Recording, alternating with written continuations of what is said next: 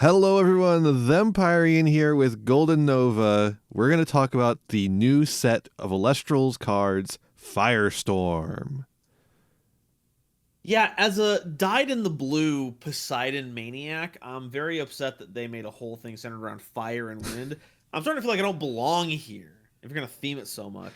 You got to find a place where you belong. And there's the mouse. Firestorm. It's a new set. Moonrise...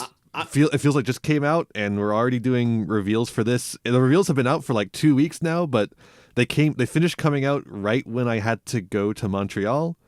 So it took me a while to get this together. Folks, real life is a tragedy, and you can help keep these kinds of situations to a minimum by going to the Thempyrean Patreon. That's right, you can directly contribute to the livelihood of our resident undead Lord of the Night, so they don't have to fly around to Montreal. Whoa, that's so cool. I wish I could do that. Whoa, who said that? How'd you get in here? That's right. One of the benefits is that we will mimic your voice as if you're in the video when we feel like it. And I'll give you a silly voice that sounds like shit. Man, these spirits are actually pretty tight this time around. Yeah, I was like, we have to start with the spirits because they look really good. I like how most of them are sleeping. They're eeping. They got the owl. It's not on screen yet, but the Owloon one is like easily my favorite. There he is. There's this little house. I think these might be like room. Some of my favorite spirits. I agree. Showing off the environments is really cool and gives a sense of space for where they get to exist in. I think it's pretty cool. They look a little bit still like MTG, if I dare say. Is that really the only game that utilizes landscapes? Because I can't really think of any other card game that lets you look at the scenery. Yeah, it's also got that painterly style to it, is part of it. Elite Four, you're knocking it out of the park. Absolutely. I'm so glad to be playing a card game where they credit their artists. Let's just usual Yu-Gi-Oh player sticking point number 1. All right, let's take a look at what we've got here. We've got a bunch of earths. Jegus, yeah, we got some weirdos. I didn't even know we had so many earths. I knew we had a couple of champion of Demeters, but it's funny that we have. I guess let's talk about champions, right? Because we're immediately getting into champions. Champion is our new title de jeu. I went to Montreal. Can you tell? Go to Montreal one time, and all of a sudden it's French this, Italian that. C'est la vie. Actually, I prefer the EU printings of cards. Fine, whatever. I didn't know I was streaming with an aristocrat. The aristocrat. Okay.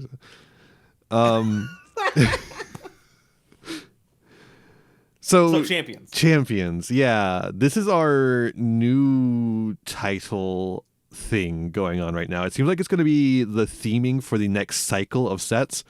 I guess we should explain set cycles too for Yu-Gi-Oh players in the audience because we don't really have those. I guess it remains to be seen if it's a cycle quite yet, right? Because I thought that's what Dan said in the first wave, is that it was going to be a cycle of the champions.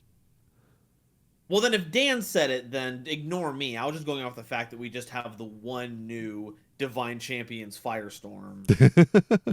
So I didn't necessarily know that Divine Champions was going to be a running theme. But if Dan said it, then it's been a while since I watched it, so I could be wrong on this, but I'm pretty sure he said it was part of a cycle.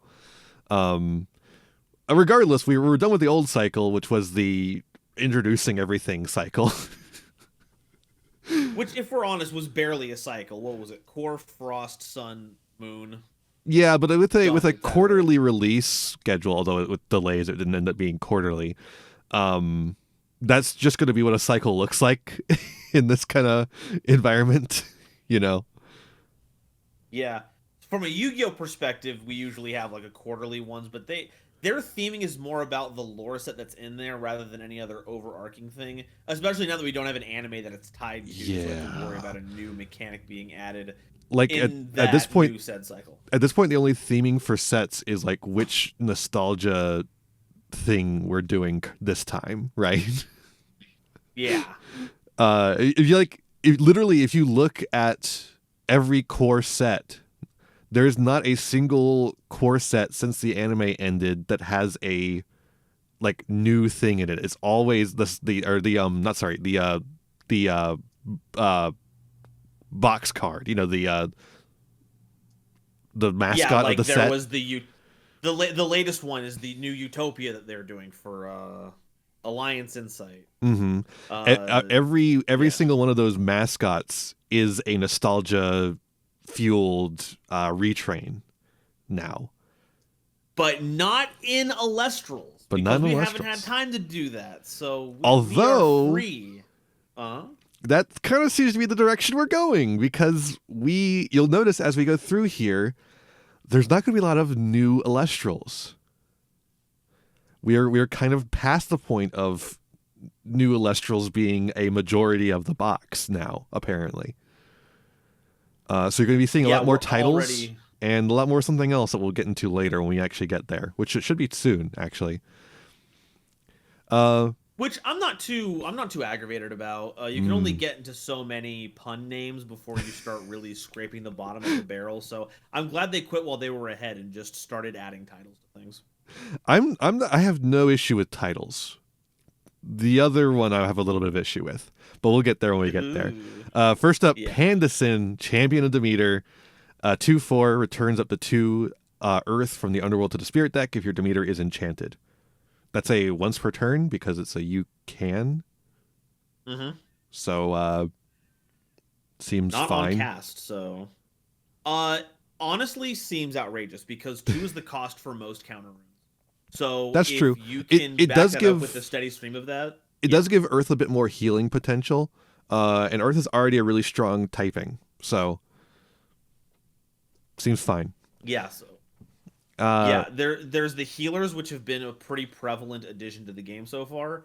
A Pandasin backed up with a counter rune every turn seems outrageous. Like that, an Astrabbit is going to kill. Yeah, heal is currently like the strongest deck in Clash because they haven't banned or like limited any of the removal spells yet.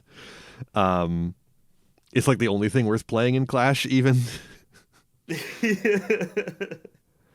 Vertilith. So yeah, what's this guy do? 2/6, obviously a 2 cost as well. This Vertilith can be normal cast with the cost if a Demeter is enchanted, which is a pretty easy cast, honestly. When you target this Vertilith with Demeter's effect, you can specially cast a spirit, 1 Spirit Earth from your hand. This effect can only be activated once per turn.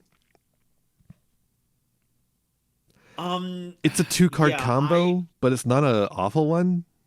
Like, it does some pretty good stuff.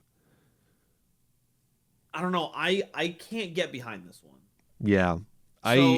You agree. The whole push for this one is that they want to make Divine Runes even more special than they already are. So it's like, we'll combo this with the Demeter. But if you're targeting Vertilith with it, you're making it a 5/9 that'll turn into a 2 when it goes back to your opponent's turn if you leave it in attack position? Yeah. To what? Get a different 1 cost out that you could have just normally cast instead of the Vertilith. Yeah, it's and a then little the alternative silly. is keeping the Vertilith in defense position, and then to what none end? of the stats. Oh wait, no. Does Demeter last until the end of the next turn? Or is it the end of your turn? I think until the end of the next turn. That's actually a little better. Because I think Demeter and Zeus both do that. They last until the end of the next turn, and so does Artemis. Artemis's suppression effect lasts until the end of the next turn, so it might be that. I think. Elestrals, Demeter. Just 1 second. Yeah, folks. you do the googling. I have the.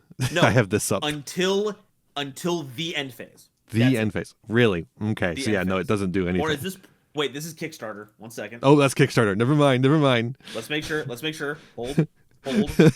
Kickstarter cards are so different. They could potentially be. Every version of this I'm seeing is end phase, but they keep being the Kickstarter version. Get me like the collector's thing. Okay, I found a non-Kickstarter first edition until the end phase. So no, Okay, yeah. You are leaving up a 2-attack, 2-spirit Elestral to trigger this while keeping the bonus attack damage. I mean, I guess unless you're using you're like using the Vertilift to get the spirit guy out, attacking, and then immediately disenchanting it for like a rune or something. I don't know. Maybe that is very generous, though. Like we were saying with Pandison, 2 is a counter rune. So, yeah, maybe. I'm not sold on it. I think the only thing going for it is the fact that Demeter is a very strong rune, and you're already going to be playing that in a lot of decks. And I don't know that's enough. Next up, we got Titanostalk, Champion of Aeolus. Whoa, an Earth Aeolus card? That's crazy. What? You can Nexus Earth or Wind. When you do, and you can enchant Wind to your field. Sure. I think this might see play. Sorry, you first. I was going to say, it's a 2/5. I didn't think I said that. Both Wind and Earth are pretty splashable elements. So, maybe if you're playing a Wind deck that's already running a bunch of Earth Spirits, you play this as a way to, like, get Wind Spirits under stuff. Get some good receivers going. Maybe. 5 defense is fine. 5 defense is nice, yeah. As we know from Ash Rabbit. Yeah, it's got the ass rabbit stats. So it's okay. I think it's all right. Imagine if they made an Ash Rabbit archetype that was based on the stat line, like a Monarch. Hey folks, today we're playing 2/5. Because they got 2 attack, 5 defense, and we couldn't think of a better goddamn name. That would be that's an Elestrals ass name, right? yeah. I'm on 2/5. Which is different from 1/2, which is not necessarily 1 power and 2 defense. It's just a defense that's divisible in half by the attack. So 2/4, for example, that's a 1/2. If it's a 4/8, that's a half. Speaking of 2/4s, Spinimp, Champion of Hermes. Thank you. We haven't gotten to Hermes yet. He'll be in the Wind section. When you normally cast a Spinimp, you can search your deck for a Hermes and add it to your hand. You can disenchant Wind from the Spinimp in order to special send into Spinisect from your hand or deck. So this is why I guess Titanostalk adds a Wind to the field, so you can use Spinimp to disenchant it.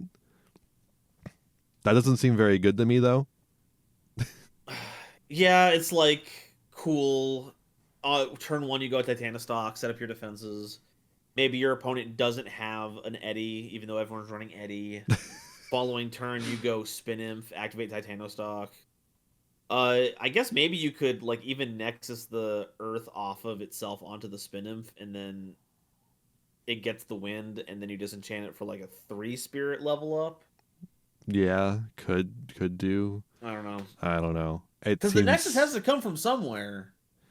It does not seem great to me. The fact that searches Hermes is a lot more interesting. But I guess we'll get to Hermes when we get to Hermes. Yeah, and then of course the payoff is also going to be as important. What kind of stuff is Spinosect doing? Yeah, so this is Spinosect, Champion of Hermes. So obviously, because of the way Elestrals works, you could get the regular Spinosect as well. I assume there's one of those. Oh yeah, I got that guy pulled up whenever we're done with this. Yeah, okay. So this is a Wind Earth 5/7. When you cast the Spinosect, you can turn an Elestral to its owner's hand. When the Spinosect is sent from the field or deck to your underworld, you can Nexus up to 2 Wind. Which is probably an easier way to get Spinimp going, right? Because, just a spoiler here, Hermes lets you Foolish Burial cards. I think specifically Wind cards. So yeah, Wind Elestrals, you can just go. Since Spinimp searches Hermes, you can activate Hermes. Hermes sends Spinosect, and then Hermes effect or a Spinosect effect to Nexus off of Hermes onto Spinimp, and then special ascend into Spinosect from deck or hand, I guess. Requires you to play a lot of Spinosect, but maybe that's fine. Yeah, so you got to go in on it. But yeah, it does. Form is pretty funny too. It's an on-cast bounce, which I think is not worth doing as a 1-card combo. You know what I'm saying? Unless it's something you're doing like later in the game. Because like, what's the cost of that, right? You go 1 Earth Spirit for Spin Imp. Mm-hmm. Hermes, let's say you have to do minimum 3. Because you have to have the 2 for the effect and then the 1 to Nexus off of it. So we're already looking at 4 spirits. Yeah. Mm-hmm. We trigger all of that. We disenchant the wind from this to make the spin attack, which is 5. So this is a 25% cost of your whole game's actions to get a bounce. 5/7 with a bounce. Yeah, I don't know about that. Or a 1/9 that can attack like a super heavy samurai. Whoa. Ooh.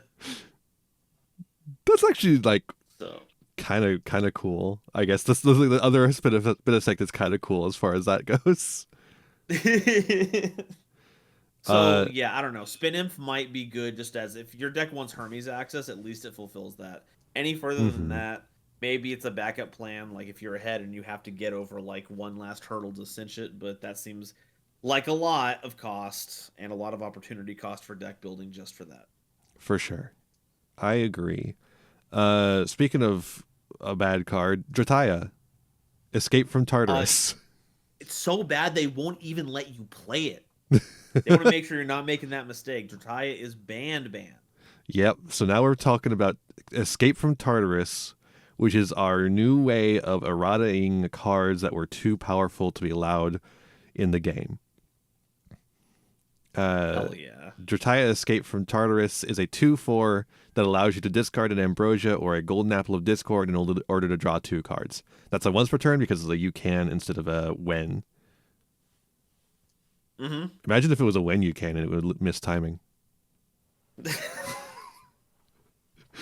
Complaining about missing the timing. Second Yu-Gi-Oh player thing to say. I think it's awesome that A-Drive is making fucked up, beat up versions of banned cards for us to be like, yeah, get his ass. It is probably one of the funniest things. Like, imagine any other card game doing this nonsense. Imagine if the eroded Sangan was like beat up and like escaping hell. Sangan, victim of police brutality. You know what? Actually, that's kind of what the story of the tour guide, like the bus stuff is. Yeah. As the lore guy, I'm only making flavorful additions to these cards. It's like he's just not beat up enough. He needs to be more beat up. Is the only difference. This guy is not as good as the original, obviously. Yeah, the thing that made Drataya good, on top of the fact that it was almost an infinite draw engine, was the fact that you were getting the draws on top of the busted Ambrosia effect. Mm-hmm. I'm pretty sure people are still not playing Golden Apple of Discord. So yeah. Keep an eye out. You never know. I can't think of any situation in which I would want to give up an Ambrosia for card draw, which is the funniest thing to say in any card game I've ever played. Yeah. It's like, oh, I don't want to get these draws because I need heal. I need to heal. You don't understand. Oh God. Fixed, but in a terrible way. Yeah, I think a little over fixed, maybe, perhaps. Yeah. But I wouldn't want to see it come back in its normal way because Earth is already such a powerful element anyway that even for sure. Just incidental, like, card draw isn't bad. It's just if it's bad if you have to give it up for other things. Mm-hmm. So I think that's the only way they could have done it. Yeah. Speaking of a card trying to fix a card on the Forbidden and Limited list, Viserys. Okay, now it's time to talk about it because you might notice that Viserys doesn't have a title, and it's not a reprint. So does that mean it's the same card? No, because it has a new effect. This Viserys gets +1 for each Viserys on the field. While there's another Viserys on the field, this Viserys is unaffected by opponent's counter runes. Okay, well that's pretty good, but like you can at least play 3 of these, right? No. Well, What? yes. You can play 3 of this one, but you can only play 2 of the original Viserys. If you look at the Forbidden and Limited list, which I should have pulled up, uh, it specifically lists the set codes of the banned cards. And apparently, there's a reason for that. And it's this. Uh, they are doing the Pokemon thing where they can just print the same card with the same name, but a new set code and a new effect, and it's a new card. And so it's not applied, the ban list is not applied to it, but it is still applied to the other Viserys. So now this is the third Viserys you can summon off of your before Viseryses, the base set Viseryses, which are still limited too. And for those of us who are somehow not knowledgeable about what the base set one does, what's base Viserys do? Base Viserys, I think it still has the +1 for each Viserys on the field, but it then, when it destroys an Elestral, is able to summon another Viserys from the deck. Or is it deck and hand? I don't remember. I forget, but I think it comes out specifically in defense position. Which makes this a pretty bad summon off of that, but it is unaffected by counter runes, so... Yeah, it's just really confusing, honestly. Like, you have to say that in... No, go ahead. I think this works for Pokemon, right? Mm-hmm. Pokemon does not have nearly as aggressive a reprint strategy as Elestrals does. So every time you say we've semi-limited base set Viserys, you also have to say we've semi-limited tournament pack 1 Viserys. We've semi-limited whatever other places Viserys has been printed in that aren't specifically Firestorm, and whatever reprints this Viserys gets, right? Yeah. It's like the fact that it has to go through all these specific set codes is really annoying. Especially when we already have a system for doing this called titles. We already fixed the problem. But this way, that's like... Viserys applies to the limit of 3 per deck. You see, titles don't apply to that. You can have 3 Drataya Escape from Tartarus and 3 Drataya, assuming Drataya is not banned. But you can't have 3 of Firestorm Viserys and 3 of base set Viserys. You can only have 3 total Viserys.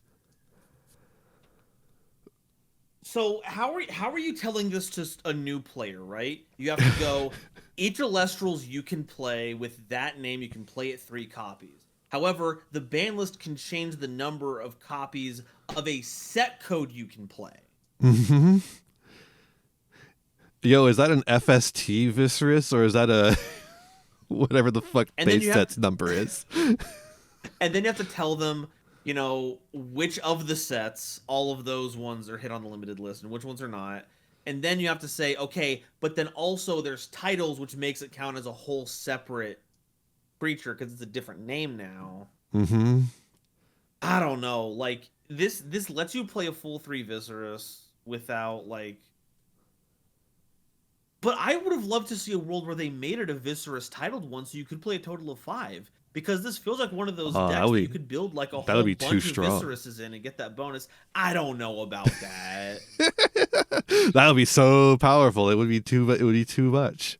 Especially with such a powerful card as if there's another Viserys on the field, this Viserys is unaffected by opponent's counter runes. Okay, so we're yeah. I think they should just let us play like 18 Viserys. They need to keep printing newly I want an Viserys entire deck of Viserys. Yeah, let us do it. Also, I'm only really seeing it just now. Viserys has kind of got like the Gigan look going on. Right? Yeah, it's fucking Gigan. Gigan, yeah. It's so cool.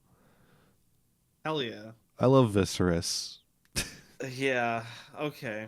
Anything else about this debacle that you want to cover?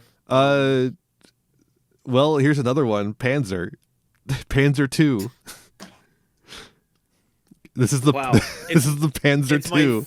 I can't wait for the Panzer 3. That model's going to really get stuck in the swamps of the Soviet Union.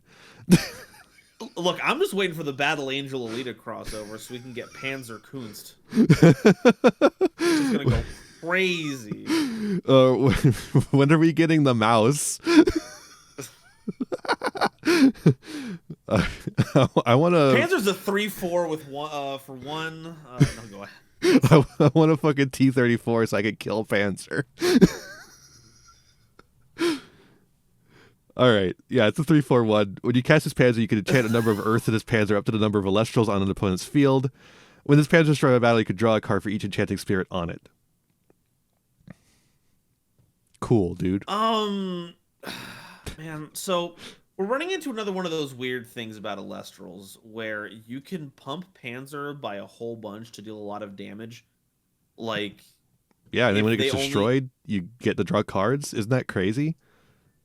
Yeah, so it's like Nectar of the Gods in that way, because you pay 2, you draw 2, and this kind of scales that way. But, you know,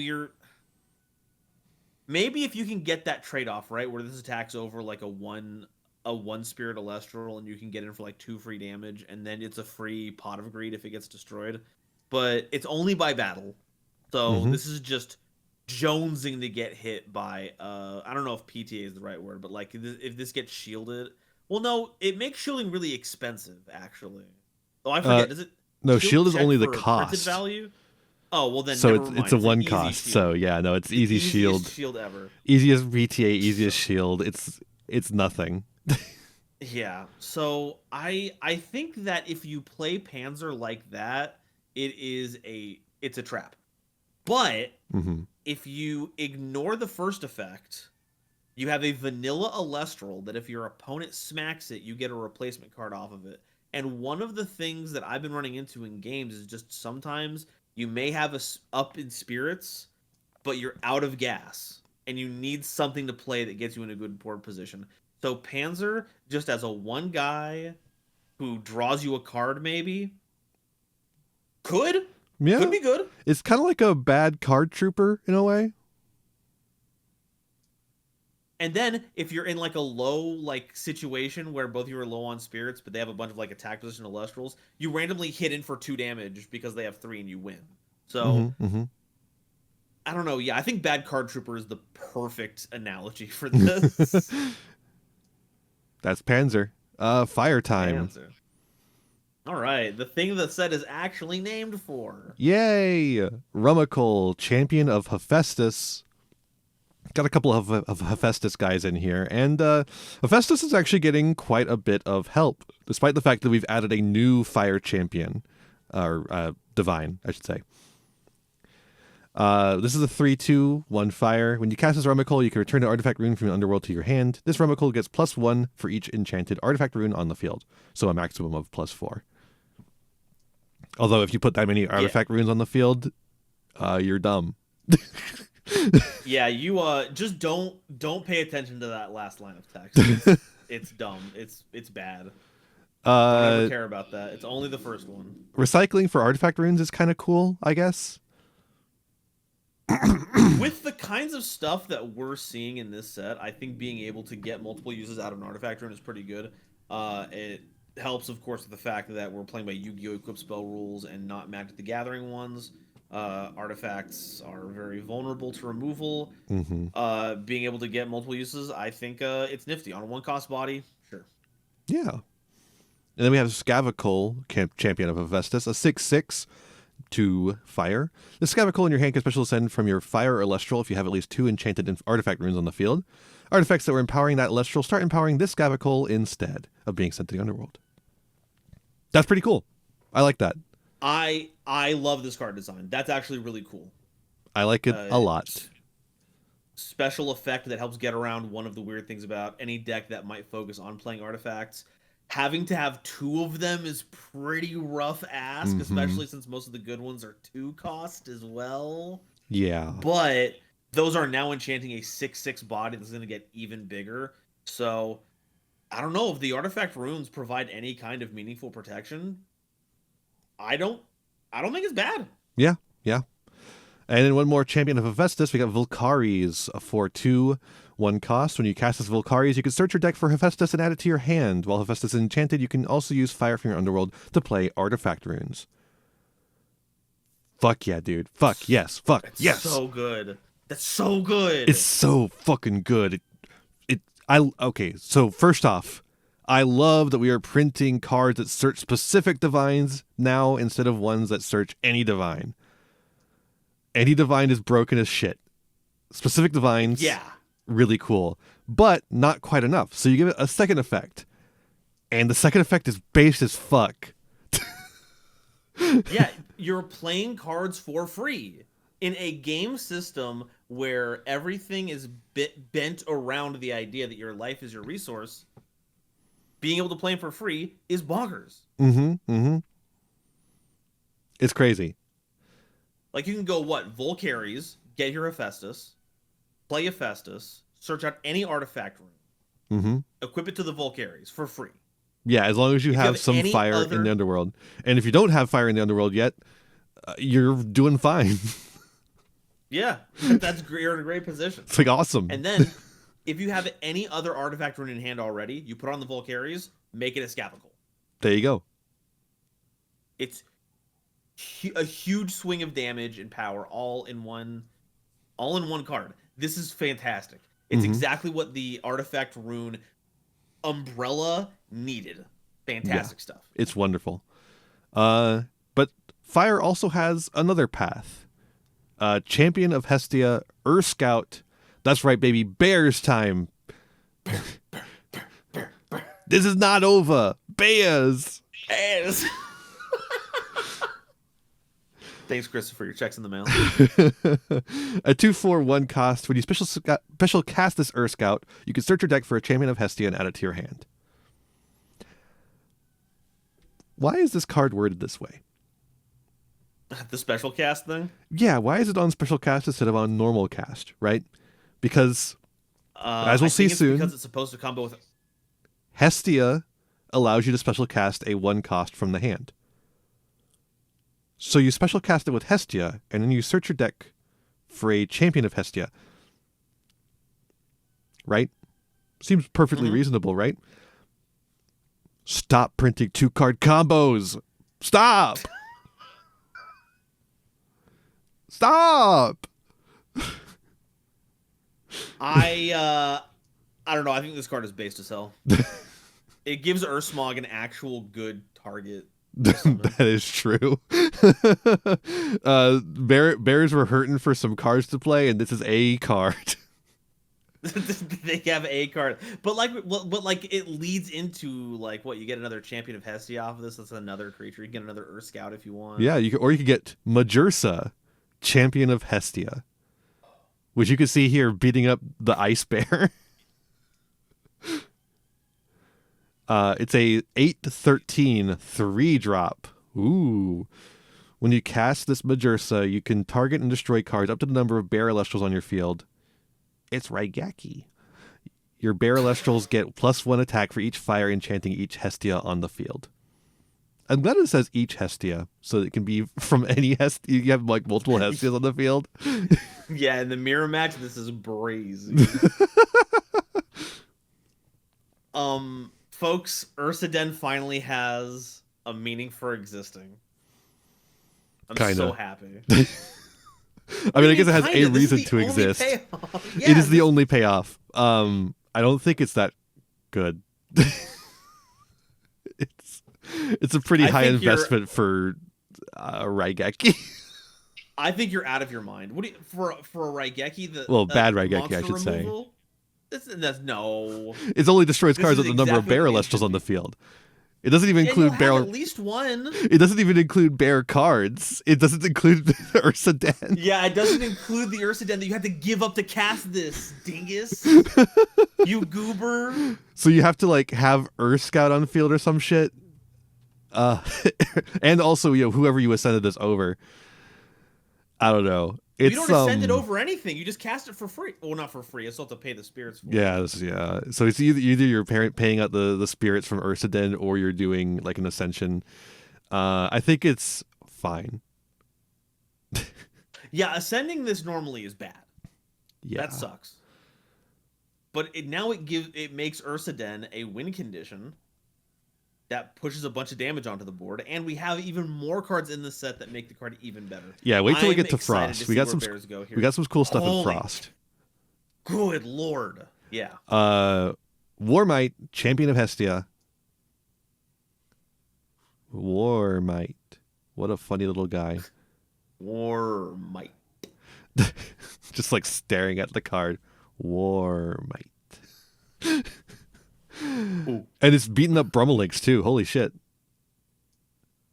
Get out of here. Get out of here, Brummelinks. Or yeah, is it Brummelinks or Equilynx? Brummelinks is the Frost one. Sorry. Yeah. I play Frost. I don't play Earth. Get your ascensions right. Golly. Excuse me, they're Nexuses? I'm going to expose you to something.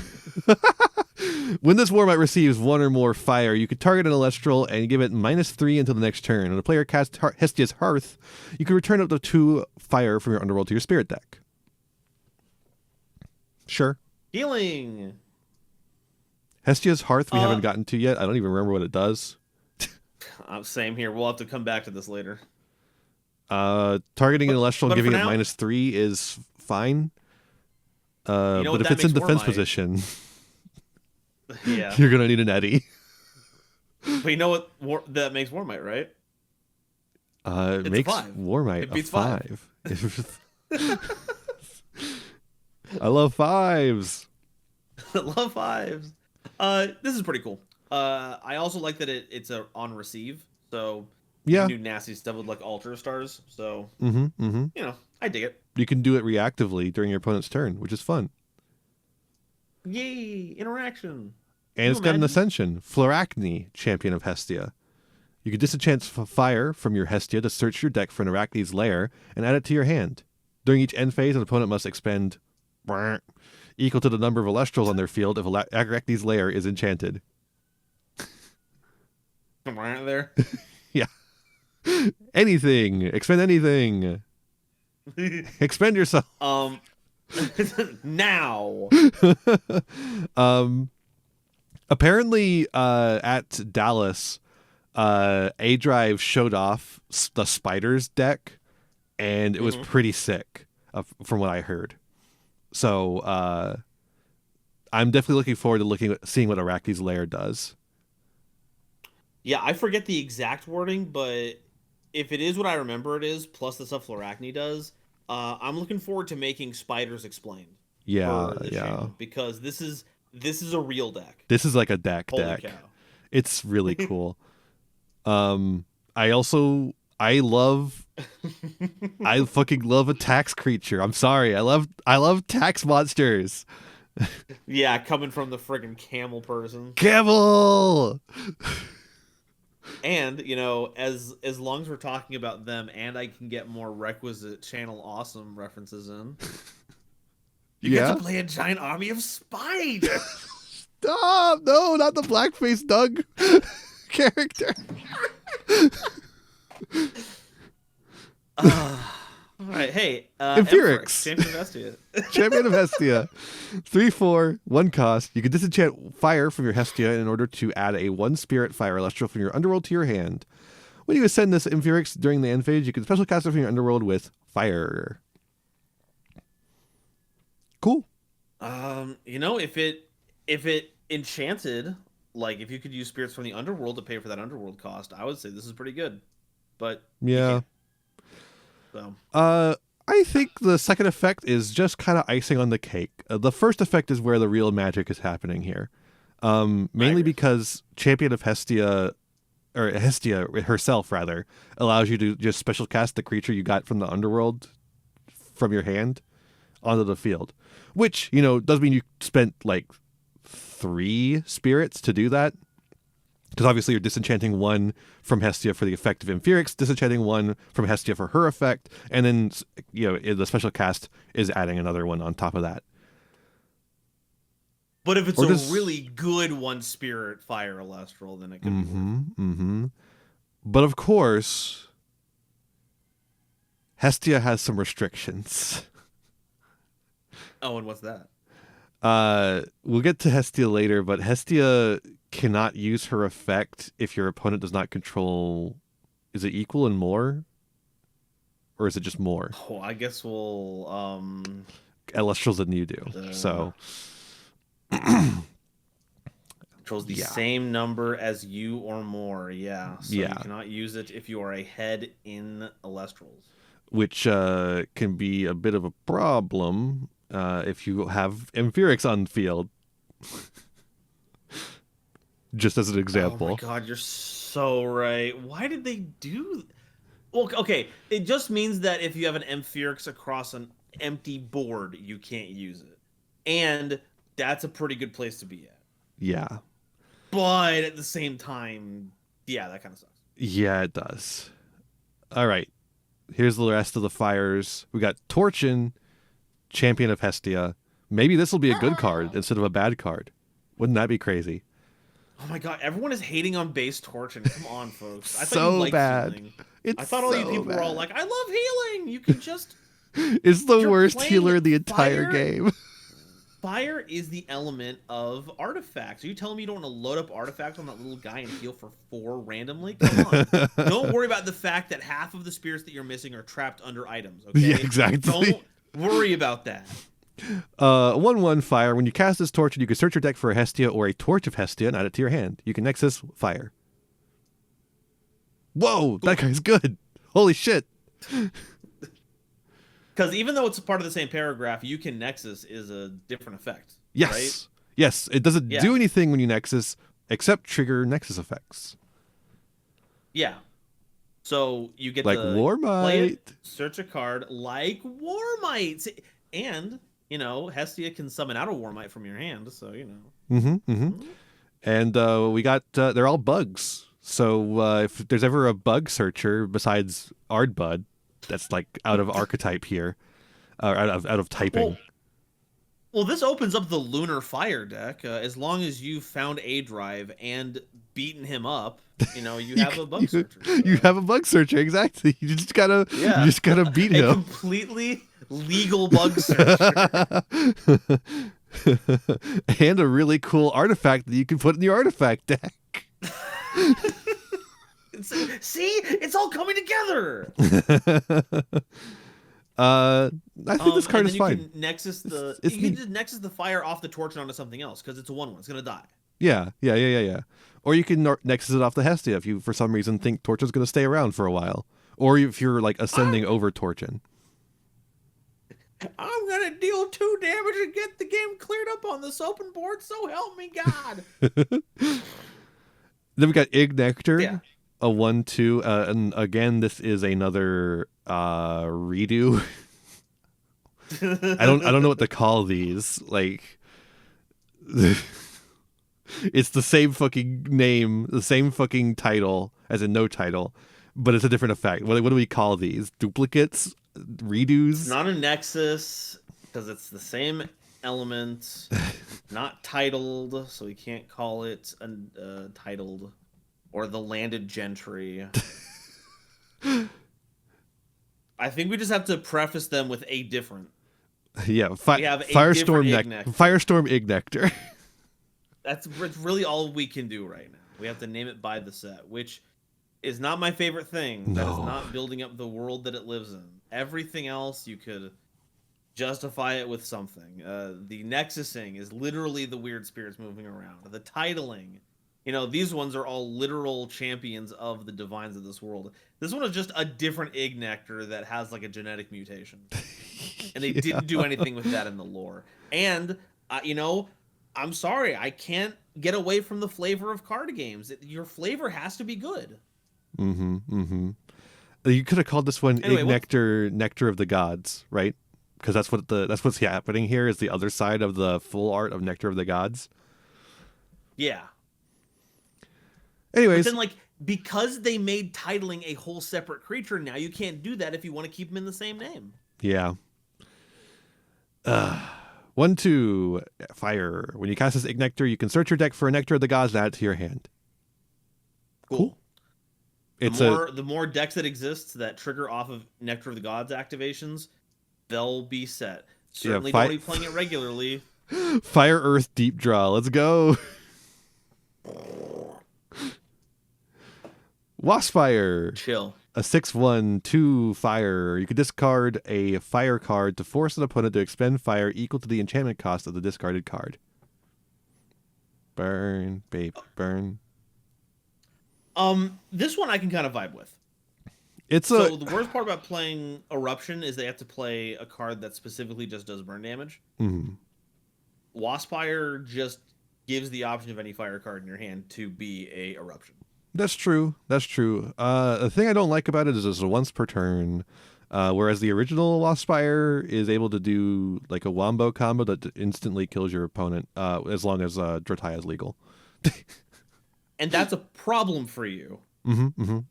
It's a problem that this version isn't going to end up with a terrible play environment. Yeah. The problem is that it's bad.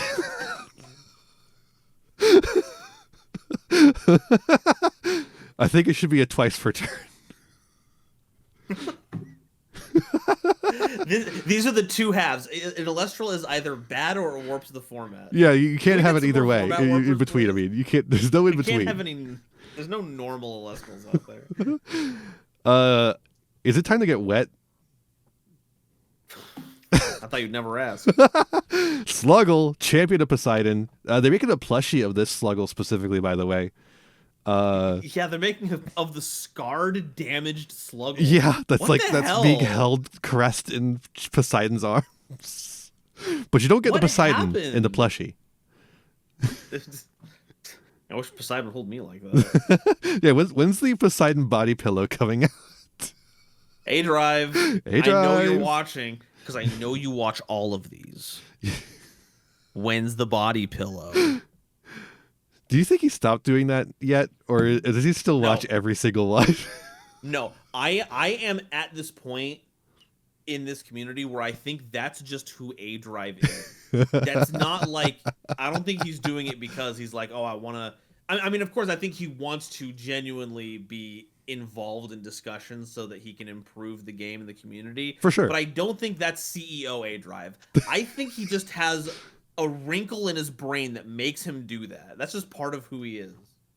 And you should make that wrinkle a body pillow. Don't we all have a little wrinkle in our brain that turns this whole thing into a nightmare scenario? Hey, what does Sluggle do after you've almost killed it? So it's a 1/3 with the 1 cost, and when it receives 1 or more water with Poseidon's effect, you can ascend this Sluggle to Glauby from your hand or deck. It's Glauby time. Let's figure out what Glauby does. Or at least the champion of Poseidon Glauby, because we already have another Glauby, of course. You see what I mean about with us not doing new Elestrals much anymore? I mean, kind of. I like it when they're titled. That's cool. Yeah, I like titles. Titles are cool. I do wish. So from what I remember, the ratio is like there's gonna be like 5 to 10% new Elestrals per set now, which seems a little low to me. But that's me, you know. Maybe it'll just be for this cycle, you know. It could be that in future cycles we'll be getting more. I don't know. We'll see. Yeah, I guess it wouldn't make sense for us to be doing titled champion versions of new Elest. For sure. So, yeah, that would be really silly. That could be it. Yeah. So new Glauby. That's what you brought it up just now. Mm-hmm. New Glauby is a 2-cost 5/8. When you cast this Glauby, you can search your deck for an Atlantis or Arise from the Depths and add it to your hand. So Atlantis is, of course, the bad field spell that gives you an attack boost, and that's it. But Rise from the Depths is the one that's kind of Monster Reborn for waters. Yeah, if you have Atlantis. Neat. Yeah, but you do need Atlantis, which is unfortunate. C'est la vie. I would just ascend into base Glauby. TBH. Yeah, because base Glauby, I believe, just gets you into Majesty, right? Yeah, as long as it's 3 water enchanted and with the line of champion Sluggle getting the one from Poseidon turning into Glauby. It's going to be 3 enchanted. So it's just yeah. So it's a shame that there's only one Majesty that you can go into. Well, what if I told you there was another one? Majesty, Champion of Poseidon, is a 3-drop 6/14. While Poseidon is enchanted and its Majesty is in attack position, spirits enchanting Elestrals are water instead of their original element. You can return up to 2 water for your underworld to your spirit deck if this Majesty is in defense position. So, this is like bad skill drain on legs, right? Yes. It doesn't negate waters, but by turning everything that's not water into water, it negates the effects of every non-water on the field. Yeah. In attack position. With 6 attack. And ones that require multi-water, too. Yes, that's true. Yeah. So that's discouraging. I'm not going to sit here and tell you that a 3 cost with 6 is, permissible. But all the 1 costs in the game are like, what, 5? Oh, there's some 6s in there that make up the majority of the deck 5s.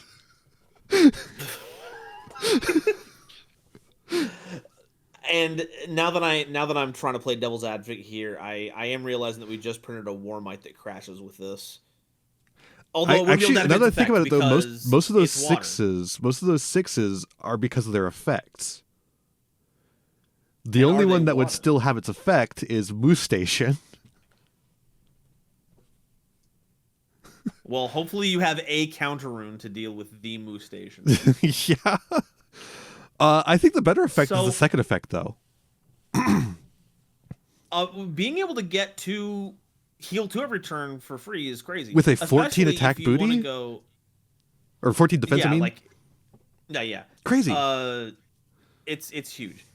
I think the flexibility of it is where you're really going to find a lot of it, right? Like, you could keep Majesty in defense, not be threatened by any counter rune outside of PTA if you get out of that. Mm-hmm. Keep healing every turn, keep fueling your own counter runes. And then once you feel safe, you can just put an attack position and, depending on the matchup, not be scared of any of your opponent's retaliation. Yeah. No, I think this card is really strong, but I think you're going to have to play it a little bit smarter than just slapping it on the field in attack position and hoping the Floodgate saves you. Yeah.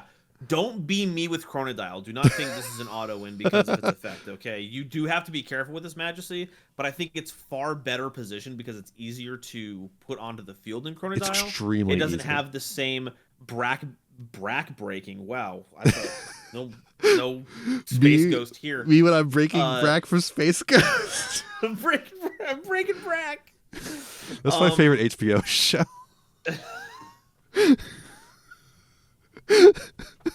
Joe, I love it. I loved it when Jesse Pinkerton walked in and was like, "You should be fishing for ham scraps, you 6-piece chicken McNobody." No, yeah. So it doesn't have the back-breaking requirement of you to have 6 enchanting spirits on board. It is self-sufficient, easy to get to, and if Atlantis is on the board, it's also a 9. And the way this is being played, maybe you're playing a version that has Atlantis, in which case the only weakness of this card is gone. And you might even have Galaxy on board, in which case it's and you might 14. Even have Galaxy on board. So, I think when people say this is a bad skill drain, that takes a spotlight away from the rest of the card, and also bad skill drain in a game that doesn't necessarily have skill drain is still a skill drain. Yeah. I think this is cool. I don't think it's meta warping, to be clear. I think this has a place somewhere in the meta, though. Potentially. Very potentially. And remember that it's spirits enchanting Elestrals. So if your opponent pulls a spirit off of an Elestral to pay for the cost of something, it goes right back to being whatever it has to be. So keep an eye out for that. Veritaqua, Champion of Poseidon. A 4/3, 1-drop. When this Veritaqua receives one or more water in a Nexus from Poseidon, you can special send it into Veritaqua or Javelantis from hand or deck. So you're wondering, why the fuck does it special send into Veritaqua? So you can get the other Veritaqua, the one that's not Champion of Poseidon, which, if I'm remembering correctly, destroys an Elestral. It attacks if it has more spirits than that Elestral, and negates its effects or something. Oh, I'll double check, but it sounds right.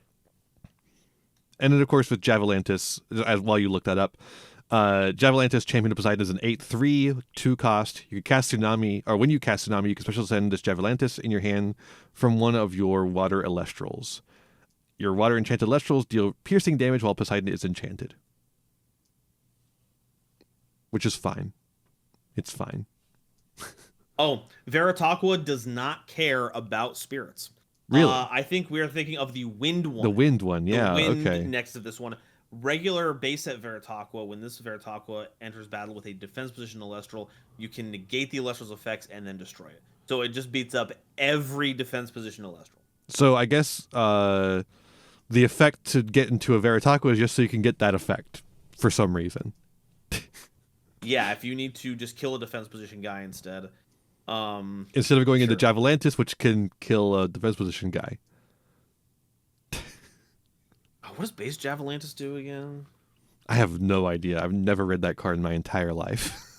Base Javalantis. When this Elestral destroys an opponent's defense position in battle, they must expend 3. So if 6 is good enough to get over an opponent, which is what the base set Javalantis is, you get to deal 3 damage, which can be pretty nifty. I guess, yeah, I don't see a reason outside of a weird defense position Elestral that you can't punch. Outside of Armadon, I guess, specifically, you would want to go into the other Veritaqua. I thought this would go into, like, the Wind Nexus version of this, honestly, when I first read it, but I'm wrong. That'd be cool, actually. No Verituka here. That would actually be really sick, like a titled card that goes into its Nexus form. I would dig it. That'd be sick as hell. I have a question, though. But that's not what we have here. What?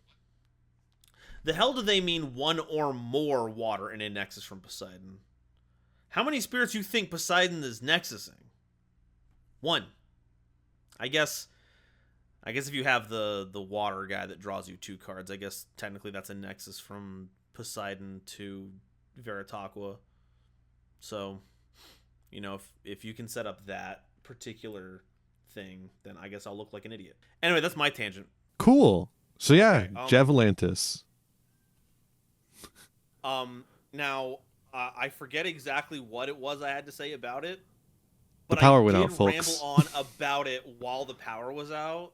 So maybe Ian will splice a full-size image of me saying that while that's happening, and we'll just move on to the next one. Yeah, and then I'll just put in this clip of me going, cool. Perfect. You're an editing wizard. Ian. Wow. All right, moving on. It's whale time, baby. Whale time. Straight into the fucking galaxy mines. This Champion of Poseidon Galaxy is going to be great when they finally ban Galaxy. I can't wait. As a water player, I can't wait for every wind MFer to play Peliquarius just to grab a Galaxy just to mess with me. I'm tired of these people. Galaxy says it's a 2/5, 1 drop. When this Galaxy receives 1 or more water, you can swap each Elestral's attack with its defense until the next turn. Wow. It does the Galaxy thing, but worse, so that you can ban the original. Now, the interesting thing about Galaxy is that it swaps every Elestral. Yeah. So you can actually use this to punch some pretty nasty things. And then it opens you up to synergizing well with like Nexus type effects, like Ultra Star. Yeah. That is one cool thing I like about Elestrals so far, is that they don't usually make effects that are just this effect but worse. Like this other effect of the game but worse. They usually add a little bit of a twist to it that makes it a little more interesting than that. There are like aspects of Elestrals that I worry have already designed themselves into a corner, so they won't be able to explore cool mechanics. But then you have stuff like this. Yeah. Where you see that where their minds are at and the kind of places they want to explore, and it's pretty cool. Mm-hmm. And speaking of, we got another water Elestral champion, but this one's a champion of Keone, which is pretty cool. I like Keone. I like Frost. This is Narpoon, a classic in the Frost deck. A 4/2. You can Nexus Water or Frost. When this Narpoon receives one or more Frost, you can special send it to Waylance from your hand or deck. And that includes the new Waylance, Champion of Kion, which is a 7/5 Water Frost. This Waylance deals piercing damage. When this Waylance declares an attack, you can Nexus up to 4 Frost from any number of cards on your field to it. And you can see in the art there, it's fighting Draking, it looks like. Yeah, now 4 Frost might seem like a lot, but they couldn't add any more of those symbols. They couldn't put in any more Frost. I'm gonna kill you. I'm gonna kill you. I'm gonna bring you back to life, and I'm going to kill you again. Yes. I've succeeded in my mission. Anyway, what do you think about this this duo of little goobers? They're interesting. I think Waylance is a really cool card that's not going to see any play ever.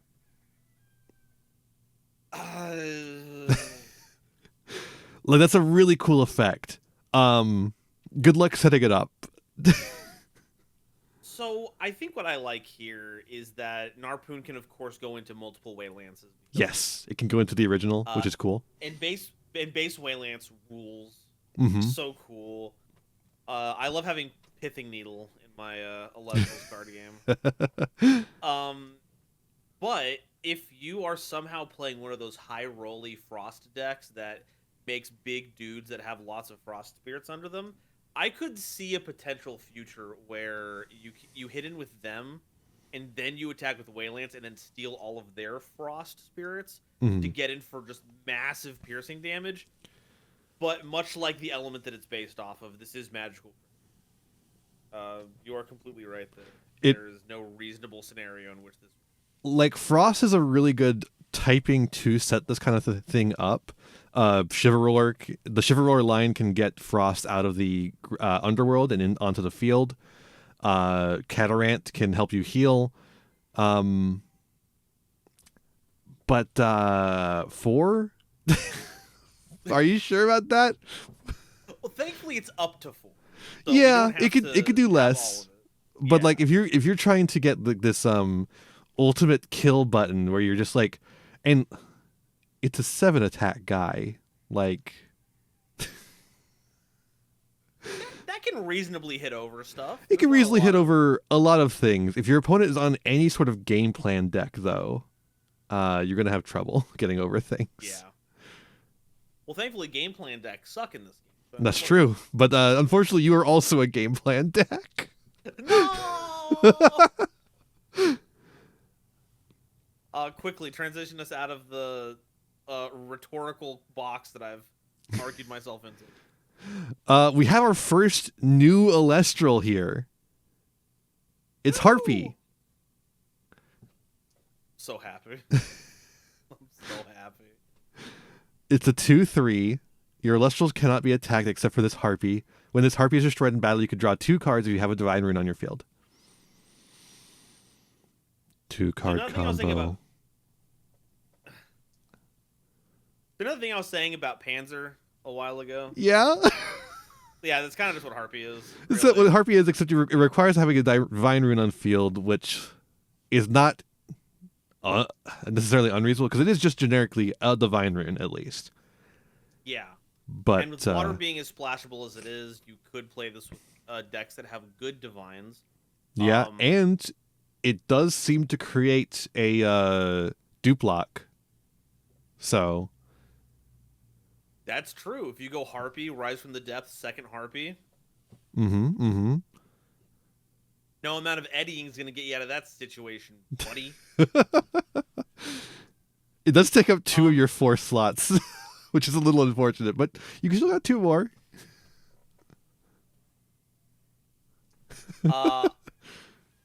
I think that there could be space for it. There's a chance. Yeah, I think Harpy Lock is like so funny. It has a chance of doing something. Hope you have removal, you son of a gun. You better draw resting on your laurels. I'm not attacking with these things. Goddamn Elestral, because I ain't committing any more spirits to my board. I guess they could. Gorgon's Gaze since it's an effect. So negate the effect, and you break the lock. Unless you put 3 on field. Wow. Really, the biggest problem. Daring today. The biggest problem is finding 3 Harpy in your deck to establish. Yeah, or finding 2 even. Cute card. This is gonna be a water card that sees play in 0 water Elestrals. Yeah, for sure.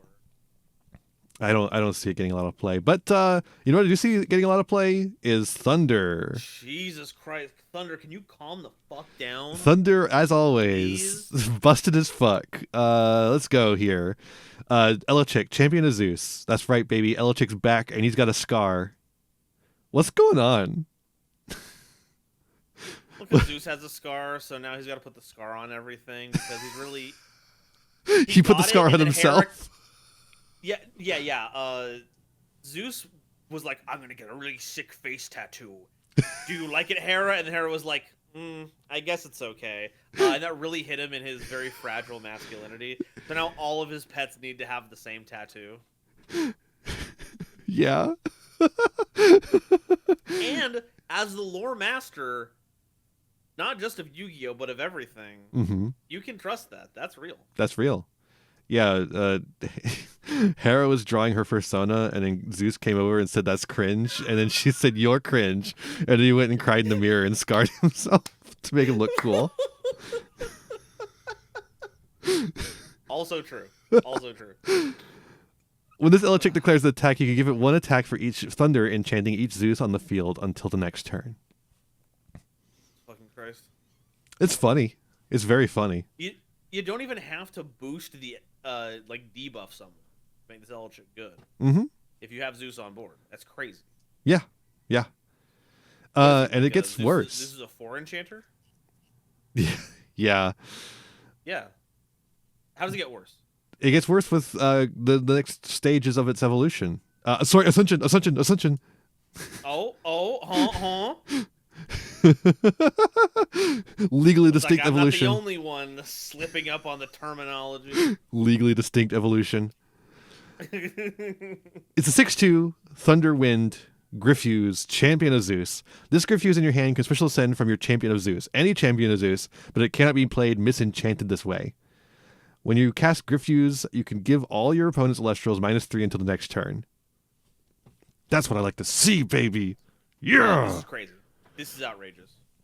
This one's awesome. This one's so cool. Yeah. Like, we have a few other champions coming up here, one of which I think is an even better ascension than the Elechick, and you just get to do it for absolutely no opportunity cost outside of being a champion of Zeus, and you're debuffing your opponent's entire field. Yeah. Are you kidding me? The entire field, no restrictions. It doesn't have any of the bullshit like Navi line. Oh, you can't affect dark and light. You know, it doesn't have any of that shit. It's every fucking Elestral -3. -3. It was just a huge swing. With a 6-stat guy? Like, come on. You're killing 3. You're killing 3 drops at this stage. It's essentially a 9. Like, what the fuck? Yeah, we're playing 9s, folks. We're playing 9s. Or we're playing 14s. Because Volt Tempest Champion of Zeus is also busted. It's pretty good. It's a 14/7, 2 Thunder, 1 Wind. When your champion of Zeus is destroyed in battle, you can special cast this Volt Tempest from your hand with the correct enchantment requirement. If your Zeus is enchanted and you control no Elestrals. Gores, baby! Gores is back! They brought Gores into the Elestrals. Fucking hell! What do you say about this? Like, there's obviously... You go first. I'm gonna ramble. It's better Gores because it doesn't have the restriction on the back row. It just you'd have to have Zeus on field, which you want to play anyways because Zeus is a good card. Yeah. Like, granted, you have to control no Elestrals when this happens. You have to be at rock bottom. Yeah, so it still has half of the Gores. Yeah, but like what? You can, if your opponent goes all in to try and out your established board, and the last one that they kill is, they have to make sure the last one they kill is not a champion of Zeus. Because otherwise, if you have 3 spare spirits around, you've now dropped a 14/7. Yeah, they have to fucking 4 for your PTA, idiot. They have to fucking play around Gores by hitting the non-champion of Zeus last. Yeah. Or if it's your turn, you crash your own. Elechick is a main ability. Yeah. You can just smash that and then get the 14/7 and then attack again. Good job paying 4 for your Shield of Achilles, you nonce. I'm gonna summon this again later. It just goes back to the Shield of Achilles. Just put it back to hand where you can do it again. Yeah. And it's just it summons itself in attack position, or it doesn't matter which position. Rather, it could do whatever the fuck you want. Yeah, and because it doesn't have an effect, you don't really care about anything that would stop that. Oh man, Gorgon's gaze. I'll wait a turn. Yeah. Oh man, your Majesty turned all of my spirits into water. Oh geez, sorry. Anyway. And with fucking Zeus, it can get over it even in defense position. And then Zeus can even so it's like this card, and you know you have Zeus because that's how you summon the fucker. Yeah, you have to have him. It's outrageous. This guy is so fucking crazy. I'm like, and unfortunately, you go first. I'm kind of excited about it, honestly. I think this is going to bring a lot of energy to the game, but only for Thunder, which is the unfortunate part. Yeah. I wish this was Gores for everyone. And you know what makes this even funnier? Mm-hmm. There's another way to play around this. Yeah. Make sure your opponent doesn't have Zeus. That's true. And we do have a card that gets rid of Zeus. It's called Thunderstorm. What element is that in? Again? What element is best for dealing with our opponent's thunder stuff? It's thunder. Buy Zaptors, folks. Invest in Zaptor. This is my market watch. Invest in Zaptor.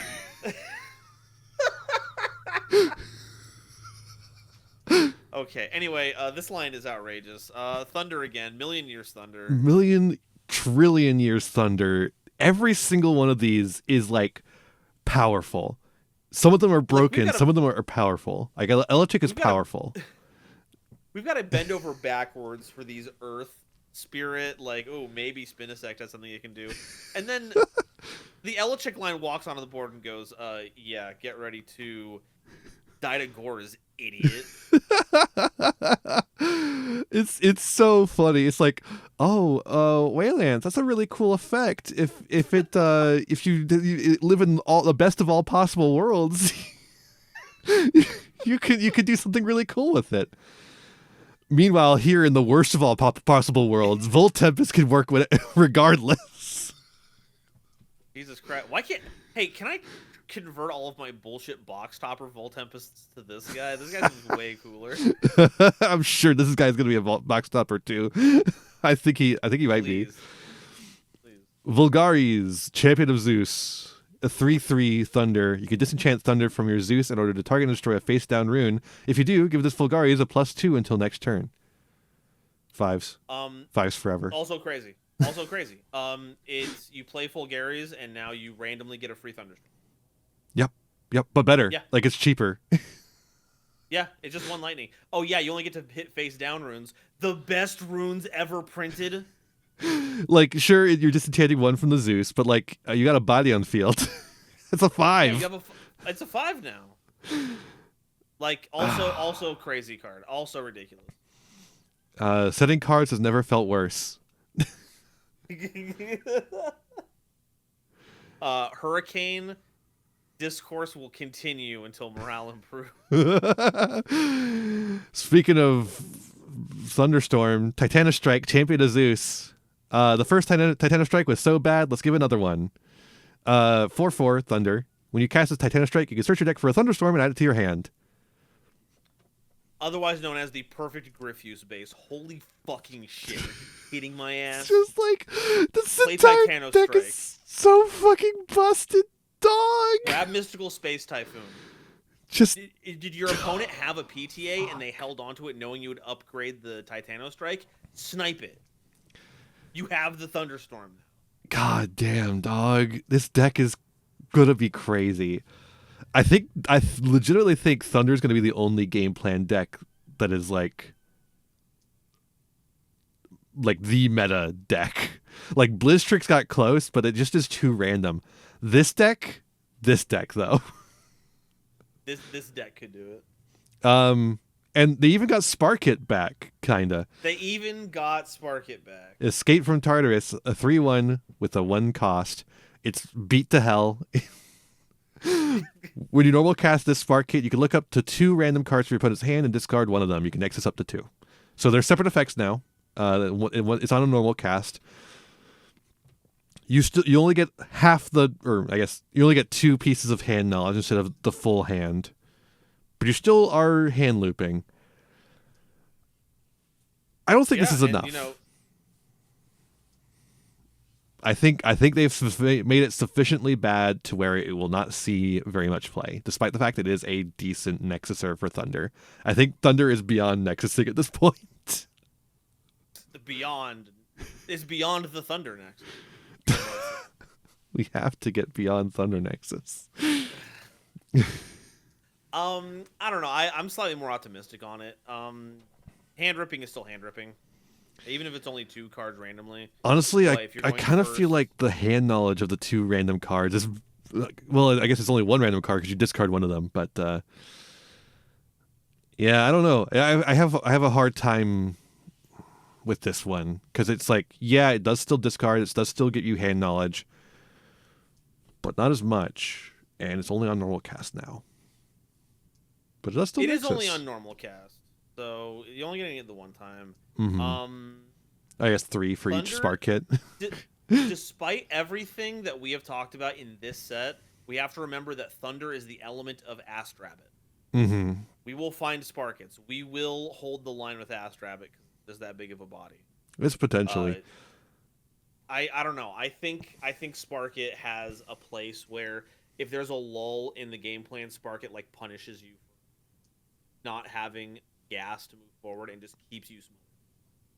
Very possibly. By the way, do you like combining Thunder and Earth, the 2 strongest typings in the game? Yeah. It's my favorite combo, actually. Well, here's Ankylo-Shock. It's a 2/4 1-drop.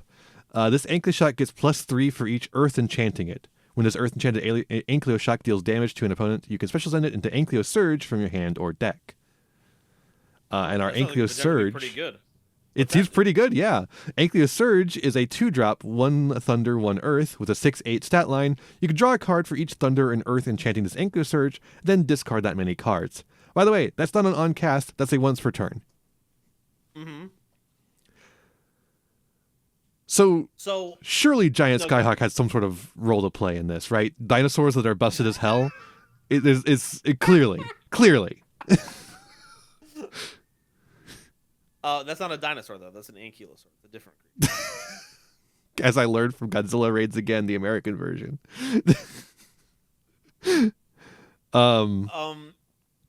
So what are you thinking about this? How effective do you think this is? I think these cards are cool as fuck. These are so cool. Ankylo-Shock is going to require you to do a little bit of nexusing. And it only makes it a 5.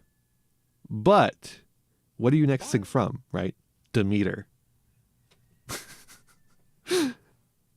True. That can get it up to, what, an 8? Mm-hmm. And, we're in a Thunder Earth deck. Who else is in Thunder? Zeus. So very possibly, you could be looking at a huge swing for Ankylo-Shock, making it pretty much guaranteed to get over something. Granted, that's a 3-card combo, folks. But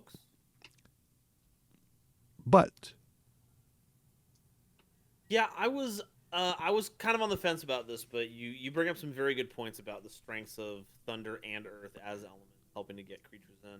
Plus, nexusing, of course, does give it extra spirits. My first thought was, you have to get this guy in directly for 1 damage to get. It's like, no, asshole. You give this thing a second spirit attack over a different attack position 1, and then Ankylo Surge comes in with another spirit on it to hit for even more damage. And so, you've convinced me. Most Nexuses are 2 maximum. So you could be actually putting +6 attack on this guy making him an 8. That's true. And then if the Ankylo Surge survives an opponent's turn after that battle phase, now you've got hand fixing. We're looking at like a 3 to 4 enchanted Ankylo Surge drawing you 4, and then you just take the worst 4 cards in your hand. Counter runes that aren't working out for you. Keep some ambrosias. Just go crazy with it. Fill up your graveyard with stuff. Play a Rise from the Ashes. Yeah, I mean, like this is actually really cool for Reanimator decks because it's an easy way to get shit into the underworld while also deep drawing your deck. I was gonna be a cynic about this, but you have warmed my terrible icy heart on this one. The card's actually pretty. I do have concerns though. I do definitely have concerns. Removal, any removal at all. Literally any of them. Gorgon's Gaze fucks this over. Shield fucks this over. PTA obviously does as well. And if you don't have the combo, then this card sucks ass. Yeah. But like the combo's actually pretty rough now that I'm thinking about it, because it's a 3-card combo. You got to have Ankylo Shock.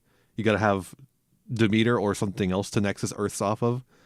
And you got to have an Earth Nexuser. Yeah, which is right now what? Equilinx is the only one that's worth playing. And it's limited. Yeah, no Escape from Tartarus on that yet. But I think as Earth and Thunder both develop more Nexus cards, hopefully, this looks really cool. And if you ever combine the two together, as I'm pretty sure have seen in the past. Yes, we have seen it many times. That was like the best deck for a while. Yeah, so you might as well. They're like the 2 strongest typings of the game, so of course, if you smash them together, you're going to get some results. Also, can we get a plushie of Ankylo Shock, please? Please. I love this little guy. I need A Drive to send me a care package that just is all the plushies. The cards, sure, fine, cool. Plushies. Plushies, A Drive. Plushies. I'm so glad Voldusk was in the last one. It's so cute. Oh, I love it. All right. Wind. Speaking of adorable little fluffy cuddlers. Sorlet, champion of Aeolus. I don't know why I said champion like that. Champion. He's champing at the bit. It's a 4/3 1-drop. When the Sorlet destroys an Elestral in battle, you can search your deck for an Aeolus or champion of Aeolus and add it to your hand. Cool. Sure. Yeah. I don't know. Base Sorlet is a 5/1 that actually gets over stuff. This Sorlet is a 4 that doesn't get over anything meaningful. Yeah, and then it searches. Cool. Thanks for that. Cool. I don't have a main phase 2, idiot. Like literally, it's like this is a main phase 2 card. Yeah. There's like some cards in the Elestrals where it's like, oh, this is a main phase 2 card. You made this because you thought there was a main phase 2, but there's not.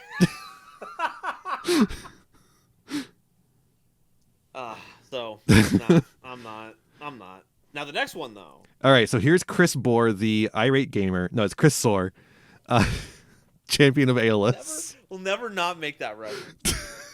I'm so glad they made the Earth one Chris Bohr. It's so good. What's it do? It's a 7/3 2-drop. This Chris Soar in your hand, you can special ascend from your Sorlet with Wind during your battle phase if that Sorlet destroyed Elestral in battle this turn. So, it's supposed to combo with the Sorlet champion of Aeolus, but you could just play the other one. Yeah, that can actually beat stuff in battle. Then you get a free guy. Yeah, my misgiving here is that it's like you just That's upgraded him into a bigger vanilla. Like, yeah, cool, I guess. Awesome. Still dies to Eddie, one of the most played splash cards in the game. This is like bad Voltempest. Hey, Zeus, I was late to Firestorm. Could you give me your homework? Yeah, but change it a little bit so they know you didn't copy it from me. Speaking of a copy, we've got Galaxair, Champion of Aeolus. It's a 1/3. When you add this Galaxair to your hand with your Aeolus effect, you can special cast it with Wind. Cool. Well, as a base for getting to 2-drops, yeah, it's a card. It's about as good as it gets. The only thing that could be better is that in a deck that's already burning spirits like crazy, the fact that you have to spend another spirit to make this work sucks a bit. If you could enchant from the underworld with that, then we'd be cooking. But right now it's... And I know you people. I know you Aeolus people. You're enchanting for 5. You're never going for 4. You're never enchanting for 2. You're always like, I will use 25%. I will go down to 15 turn 1. And I will not have any repercussions. I know you people. And then you're going down to 14 for Galaxair stuff. Mm-hmm. I don't know what your deal is. But hey, they made it for you. So if you want to play your 2-drops, go ahead. If you want to go down to 13 on turn 1, Galaxair has you covered. If you don't like doing that, though, there's always Hermes now, our new guy who does Foolish Burials for wins. And as such, we have new champions for him. Carrion, Champion of Hermes. See, he's got a little medallion there. Isn't that neat? He's got those obols. He's got a 3/1, 1-drop. When this Carrion is sent from your deck to the underworld with your Hermes effect, you can special cast it from your underworld using Wind from either your spirit deck or your underworld. Now, this is what you should be doing with Galaxair. Yeah, wait a second. This is just the same thing, but better. That's a decent attack. Are you kidding me? It's literally the same effect, essentially.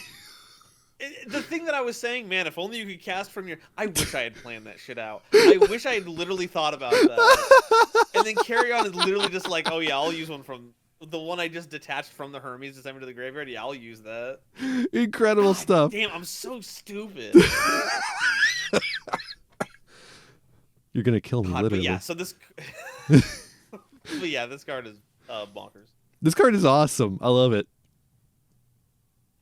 That's it. The thing that I don't like about either of these is that they specifically only trigger when being added or sent by their Divine's effect. Very true. So unfortunately, we can't just play Carrion for free in Blistrix. Yeah. The random mills. Can you imagine? Oh my god, because it also is just a fucking wind, and Blistrix needs winds. Yeah. But, you know. You win some, you kill some. But we also have a carry off to go with our Carrion, Champion of Hermes.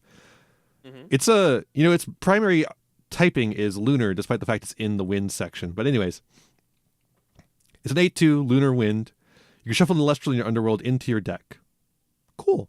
When this carry off is sent to the underworld with Hermes effect, you can target an Elestral and spend equal to the number of its enchanting spirits to destroy it. Pretty good. Yeah, it's like in archetype PTA, but like immediate, cheaper. Yeah, and cheaper. So I mean, it sucks as a creature on board. Like recycling an Elestral every turn is kind of like, eh. Yeah, it makes sense for the deck, but it's not great. It's not great, but then at the end of the day, I still wouldn't feel bad. Yeah, exactly. Like I get to recycle my carry off that I can use again. Yeah. So I dig it. Yeah. Especially as a thing that lets Hermes be even more of a toolbox than it's already turning out to be. I think it's pretty solid. I think the main issue I have is that Hermes has limited charges, so building an entire deck around sending shit with Hermes feels limited. And it's it's like you're gonna run out of gas like really easily. Yeah, you got to play aggro. Mm-hmm. You can't stall with this for sure. If you want to go anywhere, you have to put the pedal to the metal. This deck is not going to be able to carry off. Yeah, I think this deck is not going to be able to beat heal. Like this, it's just going to get hard walled by heal. I think you're on something. Carry off is helpful for getting rid of some of the walls that would keep you from applying pressure, but you would have to do more pressure than heal decks are healing right now. That's not looking likely. Yeah. Cockadoodle, Champion of Hermes, a 4/1. When this Cockadoodle is sent from your field or deck to your underworld, you can suppress a card on field until the next turn. So you also have a Gorgon's Gaze, but cheaper. Now that you can Blizzstrix mill. That's true. And then we also have Dracodoodle, Champion of Hermes. It's a 2-drop, 6/2. When the Cockadoodle is sent to your underworld, you can special cast this Dracodoodle from your underworld with 2 wind. You may only play 1 Dracodoodle this way each turn. This Dracodoodle gets +2 for each suppressed card on the field. Cool. These two are fine. Yeah. I think Cockadoodle is a neat little toolbox card for her Champion Hermes, and Dracodoodle is a cool little payoff for it. I don't know if I would play Dracodoodle, but I think Cockadoodle is going to see some play. I think it's still just more cards that you play in the Blizzstrix deck. Potentially. Because it's more wind and it casts from the graveyard. The big problem with Dracodoodle for me is that it's 2 wind instead of like a frost wind. Since Blizzstrix needs 2 frost and 1 wind, you're going a little heavy on wind in that case. But Cockadoodle, I think, is perfectly fine for that. Mm-hmm. I think if no spirit investment. If Hermes gets some mill cards that say they're like if the mill cards say that they're considered to be by Hermes effect or whatever, Dracodoodle and Cockadoodle could be really crazy. That would be nutty. And then we have Exaltair, Champion Hermes. This Exaltair, it's a 3/1, 1-drop. This Exaltair cannot be destroyed in battle. The turn you special cast it from your underworld. While your Hermes is enchanted, this Exaltair gets +3. 5s. It's a 5, I guess. Sure. I forget what. There's also supposed to be some Reanimator synergy with Hermes, but I forget what card does it. You can send all sorts of things with Hermes, like Penterror, which is the big Reanimator target. You can send Blizzstrix, which then triggers Blizzstrix. No, but like things that would reanimate the actual like Elestral, the thing that would trigger Exaltair's battle protection. I don't remember. I think you're right, but I don't remember where those would be. I'm sure we'll find it in here. But first up, we got a new Nimbug.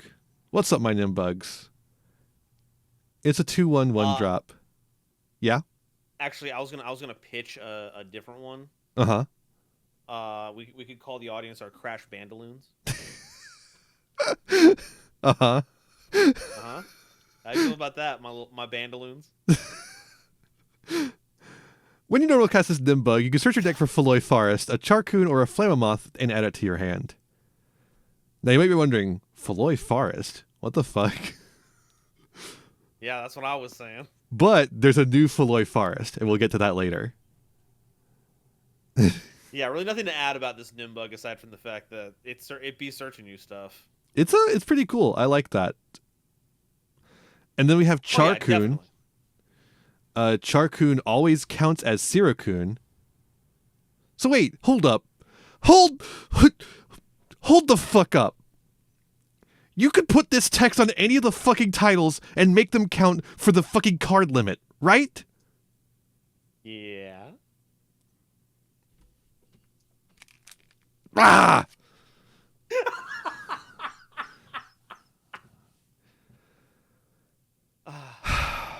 Now, I'm not sure if this works the same way as in Yu-Gi-Oh! This is one of those... It's possible, yeah. If this works differently than Yu-Gi-Oh!, ignore that. Yeah. Do the parentheticals exist outside of deck construction or during deck construction? Or Who knows? Is this only for when we're in the game this counts as zero? I couldn't tell you. I'm not an expert on mechanics. I can just tell you what's going on behind closed doors in the lore. So this is a 2/6 Windfire. You can Nexus up to 2 in any combination of wind or fire. But no earth. No earth, wind, and fire. They need to make an earth, wind, and fire Elestral. They need to. When this Charcoon is destroyed by an opponent's rune effect, that opponent must expend for each spirit that was enchanting this Charcoon. So it's a Nexus, and that's it. Cool. Yeah, I would love to PTA this. Yeah, it's like, sure. What rune effect are we destroying it with, right? Laurel's PTA? I don't think so, dog. I'm just going to attack. That ass too fat for cryoblast. I will simply Eddie it. Yeah, this is Eddie food. Num num. Okay, does the Flammoth save this at all? So yeah, we have new Flammoth PogChamp. Firestorm FST Flammoth. Not titled. Not titled. Champion of any douchebag. just Flammoth. It's an 8/4, 2-win, 1 fire. Your opponent's Elestrals get -1/-1 for each Nimbug and Charcoon in your underworld. Cool. You can destroy a Faloy forest on your field. If you do, destroy all cards on the field except for this Flammoth. So that's a fucking the Sea Serpent Daedalus from Yu-Gi-Oh! You destroy destroy the field. Unfortunately, there is a problem with the way that Flammoth is templated. Oh yeah? Yes, because it is checking for each Nimbug and each Charcoon in your underworld. And this always counts as Sirikun. Is more relevant to this than just Leviathan. There's no such card as Charcoon. There's only Sirikun. Okay, I think it has to at least be Charcoon and Sirikun at the same time. I don't think we're doing Legendary Ocean bullshit. I do think we could still be doing Harpy Lady number 2 bullshit. You know what I'm saying? I don't know. We'll have to see. Okay. We'll have to find out. See. But yeah, so other than that, though, that's pretty cool, right? Like, yeah, get it's neat. -3 across the board. Just pulling a number out of my hat seems pretty nifty to pair alongside any other number of 11. And it's got a destruction effect. Probably just play the old Flammoth though.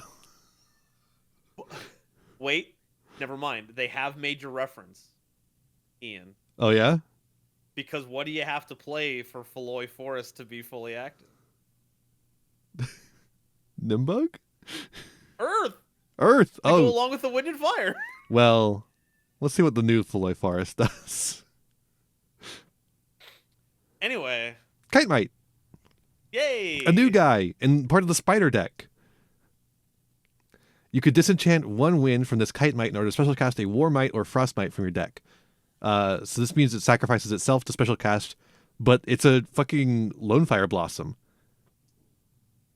For spiders. For spiders. For mites. For mites. And we also have Might of the mites. an evolution for it. Parachne. Cool. It's a 2-drop, 6/5. This Parachne can be normal cast with 2 wind if Arachne's Lair is enchanted. So it's kind of a Lith. It's a Lith that you can play if you're on the Spiders deck. Spider Lith. Spider Lith. Spider Lith. Does whatever a Spider Lith does. Now we got Frost. Finally, some good fucking food. Hell yeah. We got another bear. Urskoat, champion of Keon, a 2/4. And look, Keon's hugging the bear. I think Keon should hug me like that. Hey, when are we getting the Keon body pillow? Yeah, exactly. That's what I'm asking. You can target a face-down rune. It cannot be played as long as this Urskoat is enchanted. This effect can be activated 1 additional time on your turn if you also disenchant 1 Frost from your Keon. Okay. So unfortunately, it's a bad card, but you know. I wish I could say otherwise, but you have to spend your normal cast getting this on the board. It's Brummelinx, except it doesn't Nexus. Yeah. I don't know. And it doesn't even have any synergy with like bears. Like maybe you could say it's like, a bear. I'm trying to go in on it, so it adds to Ursa Den when you cast it. That's good. and it adds to the minuses from or the plus. Is it a plus? It's a plus on Major Ursa. Yeah. No. For the old Major Ursa, it increases the +1. The new one just cares about Hestia. But I don't think it's good. I mean, it can like keep face down runes from activating. So Uh-huh. one of the big issues with resolving Ursaden is like, what if they PTA your giant bear and they're high enough on spirits where it doesn't matter? I can kind of see it.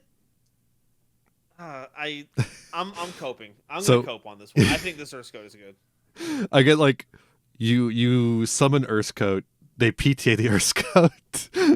Then you've gotten rid of a back row. And then you get the second PTA on the thing. I don't think PTA is going to be a good thing on Majursa anyways. Scenario. Yeah. They're Shield of Achillesing that for sure. Okay. Brummalinks, by the way. New Brummalinks. Champion of Keon. A titled one, thank God. Yeah. A 4/2, when you cast this Brummalinks, you can search your deck for a Mountains of Boreas or a Blizzard and add it to your hand. I don't even remember what Blizzard does. Caring about. Mountains of Boreas is the field spell, so you know exactly what it does. Nothing. Yeah. I cannot wait till we have more field spells that do things. Okay, Blizzard, Invoke Rune, cost 2 Frost. This Blizzard's cast cannot be chained by counter runes. Whoa! Destroy an opponent's face down rune. It's Thunderbolt, but it only hits face down, but they can't chain the face down. Yeah. Oh, you know what? If you have a searcher for it, that's not bad actually. Yeah, you know what? That's valid. It fights Tsunami. There we go. I wish it Nexus like the other Brummalinks does though, because that would make it better than the original Brummalinks. And now they can just exist together. I guess so.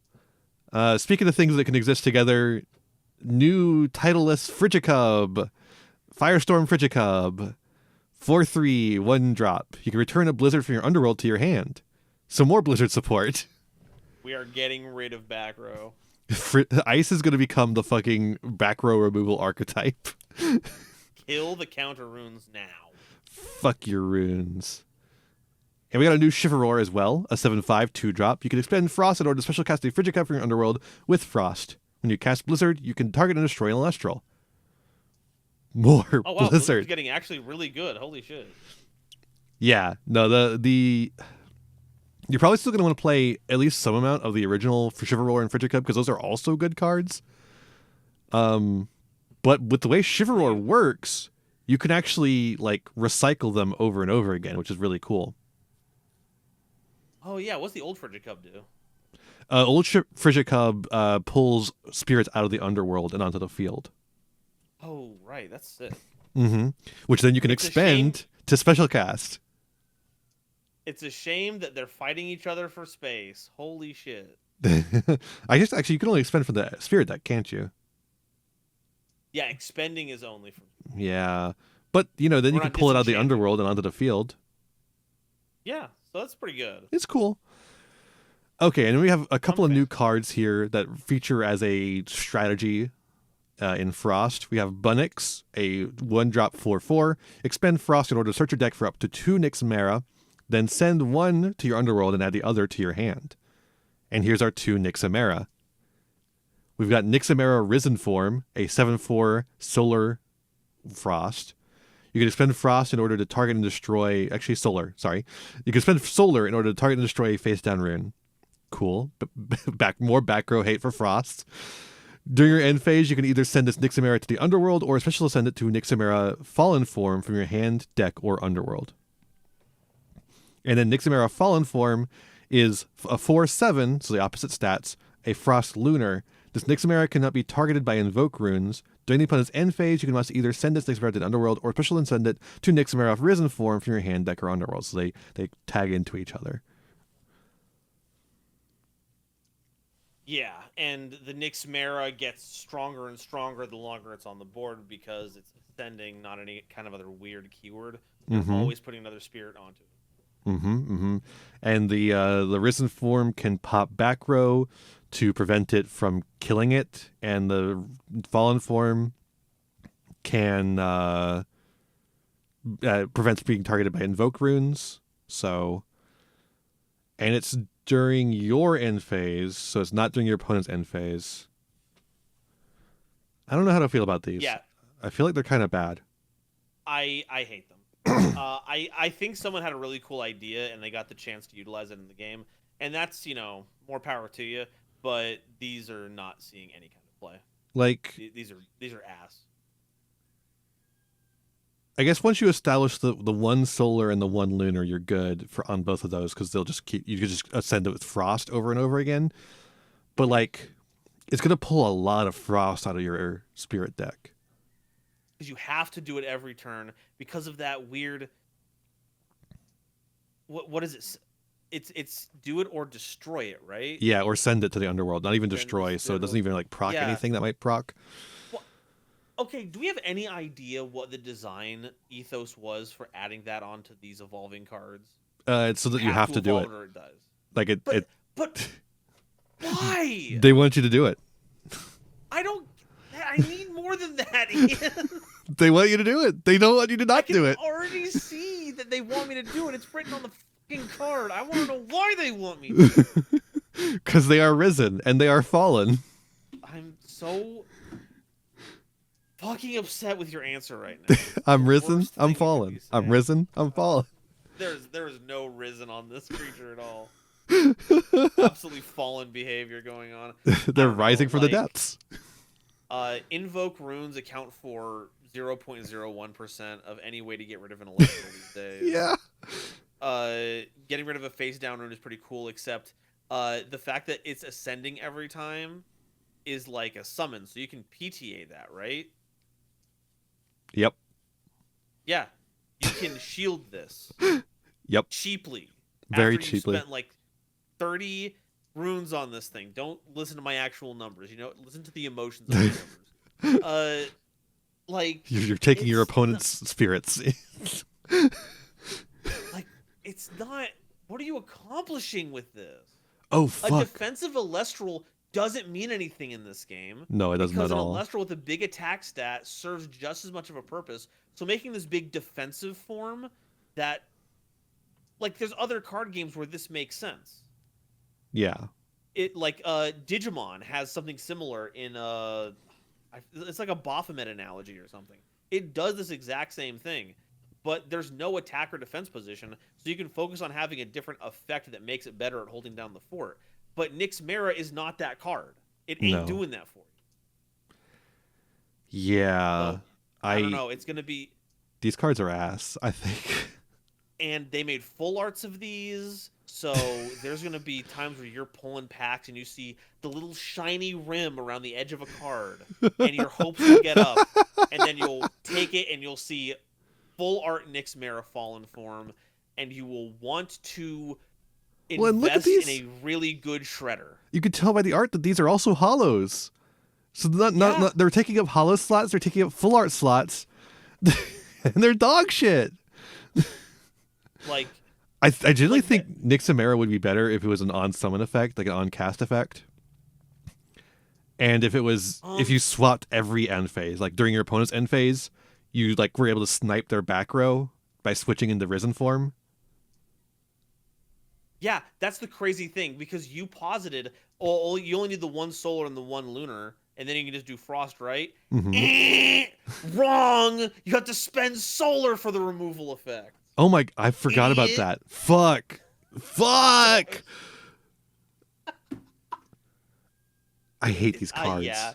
The fact that you don't get a free thing every time they swap in is what kills it. Because you're spending resources to maintain a creature effectively, and you're not getting anything in return for it. They should be getting spirits from the underworld. Something. I do not get mad about card design very often. Most of the time, like, you've seen the kind of dog shit I've gone to bat for so far in this video. Mm-hmm. But I look at Nyx Mera and it makes me actively upset to see this thing in rotation. It's not cool. These are awesome. I hope to pull 10 million of them. Shut up. Solar. That's all I've got. Please get us out of here. Let's talk about Solar, because Solar is a really cool typing that's really bad. And could really use some help. Soul Bell, got a new Soul Bell, Champion of Apollo, 1/4, 1 drop. While the Soul Bell is foretold with your Apollo's effect, you may special cast it with Solar. A+. I like the while this soul bell is foretold. Because like the foretold is like a separate zone that things go into, the foretold zone. the foretold, the excavation zone. Yeah, so it's while this is foretold. But this is foretold. This is a cool card. Yeah, because we already have the soul stocks that does it, right? Yeah, it's an easy freebie. Yeah, so now you have both of them can be cast from Foretell. Unfortunately, the Soul Stocks cast, like the normal Soul Stocks cast, it does not come from Soul Stocks. It comes from the other Soul Bell. Oh, it lets you do it when you... Okay. Well... So a little worse. Anyway, I like that Soul Bell lets you do it because it's kind of in the same vein as the new Carry-Off, where your Divine can effectively get you a one-body out of nowhere. So this is still pretty good. The main difference is that in that case, the Divine sets up the thing, whereas in this case you got to get lucky on Apollo or set it up yourself. Yeah, it's not as good as Hermes. If I whiff this Foretell, I will expend myself. But I do think that one of the things holding back the solar decks is that there's just not a critical mass of good solar Elestrals to put in your deck to get off of Apollo. And so that's part of it for sure. That whiff is going to slowly become less and less of an issue, and cards like Soul Bell are contributing to that. A+. And we have Soul Stocks, Champion of Apollo. It's a 2-drop, 6/6. When you cast this Soul Stocks, you can search your deck for a Soul Bell and put it on top of your deck. You can expend Solar in order to return a Divine Rune to its owner's hand. Heyo. So this is interesting. You got to get it on the field yourself, which is a little annoying. You could theoretically get it with the old Soul Bell, or you could summon it on top of the new Soul Bell, and then set up the new Soul Bell again to get another one on the field. But that sucks. I don't like that. The second effect is interesting, though. Yeah. The problem is you can expend Solar in order to return a Divine Rune to its owner's hand. So you got to expend Solar from the Spirit deck. Yeah. To return a Divine Rune, assumably on the field. It doesn't say in the underworld. To its owner's hand. I'm under the assumption that this is talking about once on. So like obviously you can use this to like get rid of an opponent's Divine Rune that they've set up and have a bunch of spirits on. Waste those spirits. Cool, sure, makes sense. But another theoretical application of this is to recharge your Apollo. Yeah. Why, then, does it not allow you to use the Apollo to spend the solar spirit from the Apollo that you have to have on the Apollo to keep it on the field for you to put it back in your hand? That'd be pretty nice. That confuses me a little bit. A little confusing, I think. Yeah, I kind of wish that you should have it either or. Let you put the spirits underneath the divine that you're returning back into your spirit deck, at the very least. Because that'd be cool. You are at minimum wasting a spirit to reset your dude, and at that point, I should just be playing Divine Healing. Like unless you chain a Nexus card to this, like a Nexus counter rune. Sick. Cool combo. But like I'm not entirely sure how Order of Operations works. I'm pretty sure the Divine stays on the would keep it around until it doesn't check for the lack of spirit until the resolution of all effects, the resolution of the chain. Okay, yeah. So it should be fine. Do the nonsense with Ast Rabbit, like paying off of it and then moving something from Mount Olympus onto it. Yeah. Yeah. Okay. So. Mm-hmm. Yeah, it seems like that should be how it works, but I don't know. It's rough. I would rather just play another Divine. If it's good enough to play, then I'll just play it and not I think spend the extra. As it's like you're only going to be using that version of the effect in a pinch. Otherwise, it's just returning opponents' Divine Runes to hands to make them waste a bunch of spirits, which I also don't think is all that strong. Yeah, because for a 2-drop. Yeah, they already want to be playing the spirits off of that divine. It's why they're playing the goddamn thing. Mm-hmm. And most people aren't just slapping every single spirit that they can on a divine anymore. It's a little bit more calculated than that. Sometimes Unless they you're a are, wind but player. yeah. Like I said, I know you freaks. Yeah, I'm a little disappointed by new Soul Stocks. New Soul Bell is so cool. I wish new Soul Stocks carried that forward. New Soul Bell is cool. I wish New Soul Bell had an ascension. It does. Old Soul Stocks. Oh, sick. Awesome. I'll have to go back to the classic. Exaltus, Champion of Apollo, a 1-drop 3/2. When Elestral on your field is destroyed in battle, you can special cast this Exaltus from your hand with Solar. This Exaltus gets +3 if you foretold this turn. 5s. It's fucking bad Voltempest again. This is fine. Yeah, it's like fine. It's another free 1-drop Solar. And it can get big if you foretold. Sure. And there's no good ways to foretell during your opponent's turn so that you're not playing a 3 on their turn. We need some quick effect foretells. I mean, at this rate, we have to. Plucky, Champion of Apollo, a 1/3 Solar. When you normal cast this Plucky, you can search your deck for a Lyre of Apollo and add it to your hand. When you cast a Solar rune, you can return Solar from your underworld to your spirit deck. Sure, man. God, I love Lyre of Apollo. Card's so funny. We'll have to get to that in a second because right now, this is it's a cool searcher card. The other effect is neat because it's a solar rune. Not an artifact rune. Mm-hmm. So all those bullshit runes of like First Lights. And, First Light's free now. Yeah, First Light's free. There's like a rest one, right? That's a Helios's rest or Helios's slumber, I think. Yeah, that triggers this. The problem is maintaining Plucky on the field. Unless you get Harpy on the field. Well, I think Lyre of Apollo will help with that. Potentially. But first we got to get through the new Lunars. Because after the Lunars, then we get to all the runes, and then we can just go through all the runes. Rune time. All right, first up, we got Werepup, Champion of Artemis. This is funny because all of these cards just came out last set, basically. So now we're getting new versions of them. Oh, to answer your question? Yeah. It's right there. What's right Pup there? is right there. Oh, right. Thank you. Yeah. So I moved on from the question so quickly. I was like, I was confused. No worries. So yeah, Werepup 3/2, 1-drop, Champion of Artemis. You can special send this Werepup to Like a Void from your hand or deck if an opponent has at least 2 suppressed cards. When this Werepup is destroyed in battle, you can suppress a card on your opponent's field until the next turn.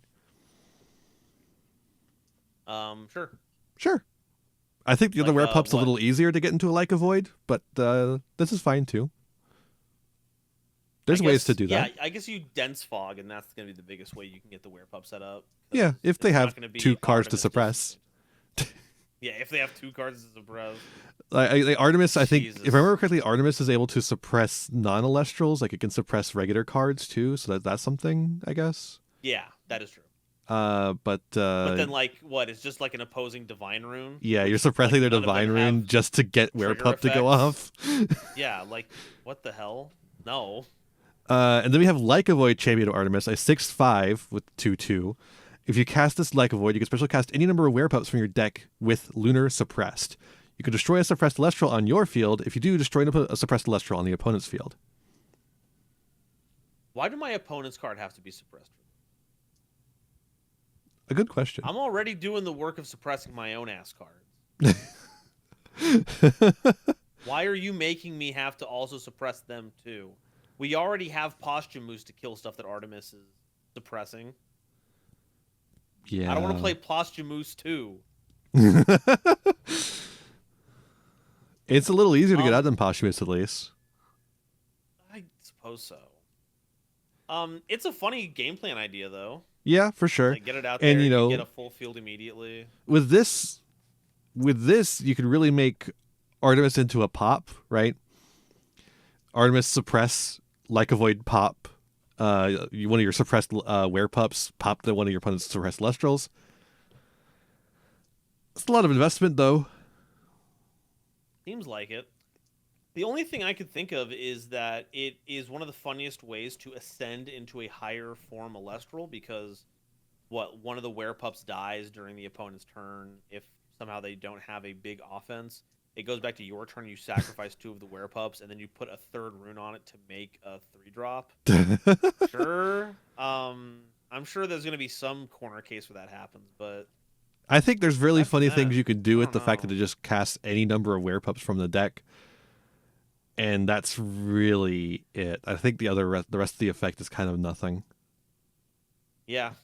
It doesn't even let you get back row on that thing. Like, that's the important thing right now.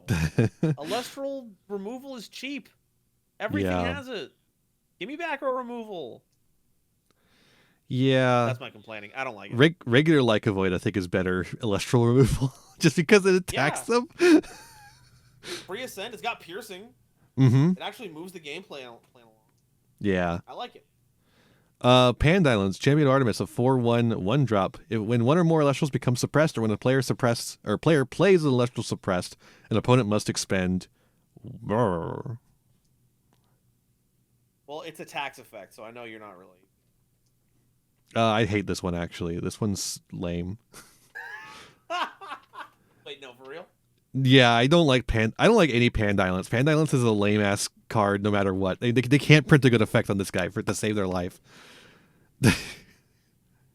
Yeah, I guess suppressing is something that you have to really actively be involved in to get the tax effect to go. Like, not okay, where it's like really common stuff. Every time I spend a spirit to suppress something, now my opponent spends a spirit too.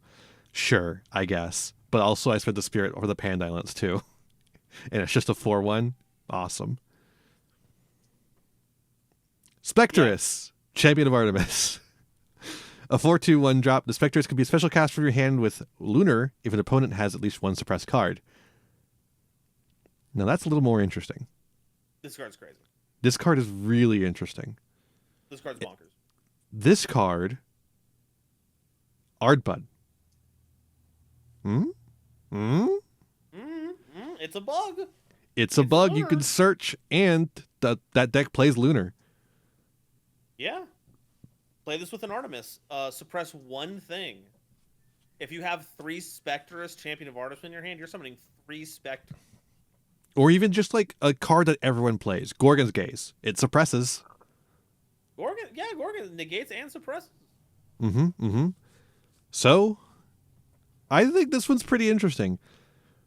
Not as interesting as some of the other typings cards that let you special cast them if you do the thing that the Divine says to do.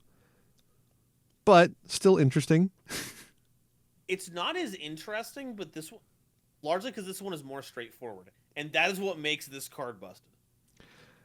I think the problem for me is that, like, unlike Hermes, which just gets the fucking card from deck, sends it, and then it summons the carry-on, you have to draw Specterus and Artemis. Or some way to suppress. Yeah. But it's more generic that way. Yeah, because Hermes is a 1-card combo, that will always reliably go off with your carry-ons. Mm-hmm. But because Specterus combos with anything that suppresses, now we're talking. It's very interesting. I'm looking forward to see what people do with this. Like, so I think this one could be quite neat. Mm-hmm. Slap an Ardverum on top of this, you know what I'm saying? You know what I'm saying? We're eating ants tonight, folks. Now we've got some new dinosaurs. More dinosaurs. Dinosaurs. Technically, they're pterosaurs. Before anyone comments, they're pterosaurs or not dinosaurs. Shut up. If anyone gets a rut about that in the comments, flip your magnetism, okay? Go ahead and invert that shit. I'm rotating you. I'm rotating you right now. In my mind. So first up, we have Nemastar. Nemastar is a 1-drop 1/4. You can Nexus up to 2. An Elestral that receives Lunar this way can attack opponent's spirit decks directly this turn. Sick. Finally, Lunar has a fucking Nexus that does something. It doesn't do a lot, but it does something other than fucking foretelling in a deck that doesn't do anything with foretelling. Thank God for Nemastar. Lunar Nexus is finally real. Lunar Nexus is saved. It's not good, but it's real. No, but it's crazy, right? Because you put 2 spirits on any Elestral. It does not have to be a lunar. But you put the lunars on it, and then it gets to attack for at least 3 damage because it has to have a base one. Yeah. It's really cool. And it's got an evolution too. Terra Star, a 2-drop 5/7. You can Nexus up to 3 lunar. When a player Nexuses, an opponent must expend for each that a card received in that Nexus.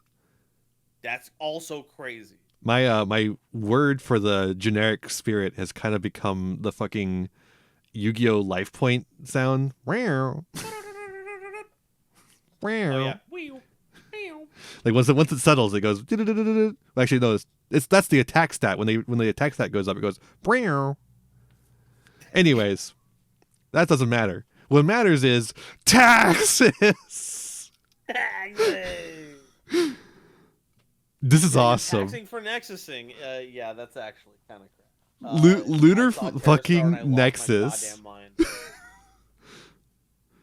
Lunar Nexus is here, folks. Really, this is good in any Nexus deck as long as you can find a way to get Terror Star on the field. Because it says any Nexus, any spirit. When any player Nexuses, if they're on a Nexus strategy, if they're on a Nexus strategy, it's over. It's all ogre. Fuck you. Equilink's more like Equa stinks. And then this thing Nexus is 3 on its own. That's 3 burn damage. Yeah. The only problem is getting it on the field. We'll just play Rise from the Ashes. Simple as. Or we'll do Spectaris special cast. What was I telling you? Artemis is a Nexus bank. It's right there. I think these guys are cool as hell. I think they're cool. They're going to be the backbone for some silly stall strategies. It'll be heal Nexus all the way through for sure. Oh my god. Oh my god. Oh my god. Nemastar, Terra Star. You never have to worry about Camel. No, you first. Camel. You never have to worry about Shield. Maybe just PTA. Fucking tax deck. Sometimes. Fucking. You don't have to. Taxes deck. Taxes.deck. Man, you're not here talking about taxes. I thought you. Look. I had to pay my tax. I had to fill out my tax. I don't pay taxes. I don't make enough money for that. But I had to get my tax return from when I did have money being withheld from me by my job. For taxes that I did not end up having to pay, so I had to send in to get my money back. So taxes are on the mind. Yeah, hurt people, and that even covers taxes. It does. I'm so excited about these. Thank you, Giant Skyhawk, for putting dinosaurs in the game. It's all him. That's what he's doing. It's his job to put dinosaurs in the game. He doesn't do anything else, obviously. Obvious. Did you see he got a new profile picture that's Elestrals themed? He's no longer rocking the Konami art. Hey, honestly, good for him. Based. Big up, Giant Skyhawk. I'm so happy. I can't remember who he got to do it. It was one of the Elestrals artists. Oh, it might have been Elite Four. No, I didn't see that. I thought it was someone else who I've saw when I was on Twitter. Someone else. But I guess we'll look. I don't remember which one, but one of the big Elestrals artists. Really cool stuff. Sick. Hestia. We can finally look at Hestia in full. Women. I imagine that the next open after, I guess, or maybe the open after Firestorm releases is going to have a Hestia cosplayer. Hell yeah, let's go. This is a Divine Rune, a 1-drop, of course, but it has the option to drop 3 more onto it, of course. You can disenchant 2. I forgot this one disenchants 2, not 1. Fuck! That's so brutal. In order Aeolus math going on here. Yeah, except you can only add 4, so you can't add all 5 and have a Nexus Bank, too. I will simply get 2 searches and a Nexus Bank. Nope, not here. You will simply cast... You could disenchant 2 from this Hestia in order to special cast a 1-spirit fire Elestral from your hand with fire if an opponent controls the same number of Elestrals as you or more. This is the most expensive Divine Rune in the entire fucking game. You got to disenchant 2 to cast a 1 with 1 from the Spirit deck, no Underworld. But yeah, that still might be enough because it is a fucking special cast for free. Well, not for free, but it's a special cast. Well, it's a special cast. And special casts are so rare and so valuable in this game, mostly because most special casts also just suck. Hestia is okay. And in a game where something is simply okay, that's enough sometimes. Yeah. I could see why this card has so many restrictions on it, considering, like, the FTK deck that was around before Drataya was banned is a fire deck. Yeah. But I think they should have just banned Drataya instead of making Hestia kind of mid. I feel like it's mid. I that's where I'm landing. It's got cool applications, right? But right now, mid. And I agree, which is what makes her so incredible. And she's got a torch. Thank God we have a mid card to work with. And she has a torch. We love mid. Torch of Hestia, artifact, 1-drop. Thank God. Stop making the artifacts 2-drops. Holy shit. Seriously. The Empowered Elestral gets 2 attack. The Empowered Elestral, when the Empowered Elestral declares an attack, you can foretell 3. Oh boy. Foretelling. Foretell. Every deck will have foretell. It will all be foretelling. You'll all know exactly what's on top of your deck at all times, and it'll make you sad the entire game. If Hestia is enchanted, you may add a fire card foretold this way to your hand. So it's card draw. It's aggro card draw. Well, if you foretold a fire card. Well, thankfully, you will never whiff. You will never whiff. Has taught me this. And if you whiff, you know, expend yourself. You know. I think this is fine, especially as a 1-drop. 2 power is a pretty nifty swing for a lot of cards. Not once you get into 2 and 3 drops, because those are so radically different. Yeah. But in the 1-drop Elestrals area, even 1 bonus can radically change how your Elestrals combat each other. That's fair. So crazy cheap, good boost for its range, and sometimes it gets you a free fire card. Like, this card is grand. And then we have all the new Hephaestus stuff that makes it even easier to use. That is true. I kind of hate that fire is getting foretell. Apparently everything's gonna have foretell. Everything's gonna have foretell at some point, but it's kind of annoying that there's no typings don't have any identity at all. I get wanting to have I get loose identity. I think having a loose identity would be the perfect middle ground between no identity and too much identity, like a Magic the Gathering, where it's like, oh, blue has all the counter spells, you know. And so, like, they're the only ones that get the counter shit. Like, that sucks to me. I think there's a middle ground, though, that Elestrals had a little bit with the foretell only being in solar, but now it's in lunar, now it's in fire, now it's in, you know, I think we're still kind of in that Magic the Gathering range. Like, solar has like 8 different ways to foretell. Yeah, it's just lunar has like 2. I guess. Fire has 1. It's just like these cards don't do anything until there's a critical mass of foretell cards. And then there's no identity anymore. So it's like it's just setting up something that I don't like, or it's creating cards that have like useless foretell abilities. This one's a little less useless than the lunar ones are, but That's valid. I can see that. Yeah. Well, I think see how it's that develops. Yeah, for sure. I think it's just rough game design.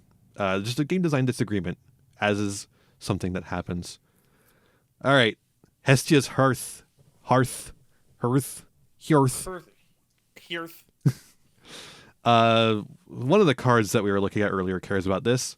I don't even remember anymore. Card is... You read it. I'm going to look it up. So Hestia's Hearth is a 1-drop counter rune. Thank God, a 1-drop counter rune. Enchant 1 fire from your underworld to the card on your field. Then, if that card was Hestia or a champion of Hestia, you may enchant an additional fire from your underworld to it. And the card that cared about it was the new Warmite champion of Hestia. Right. So it's part of the spiders, kind of. Fire back. Kind of. But it's also part of champions. Fire back? Yeah, it gives you a fire, and if it's a champion of Hestia or a Hestia, it gives you 2 fire. Yeah. So Warmite will then heal you for 2 as well when you do the Hearth. And then that potentially triggers the debuff on Warmite twice. Because whenever it gets 1 or more fire.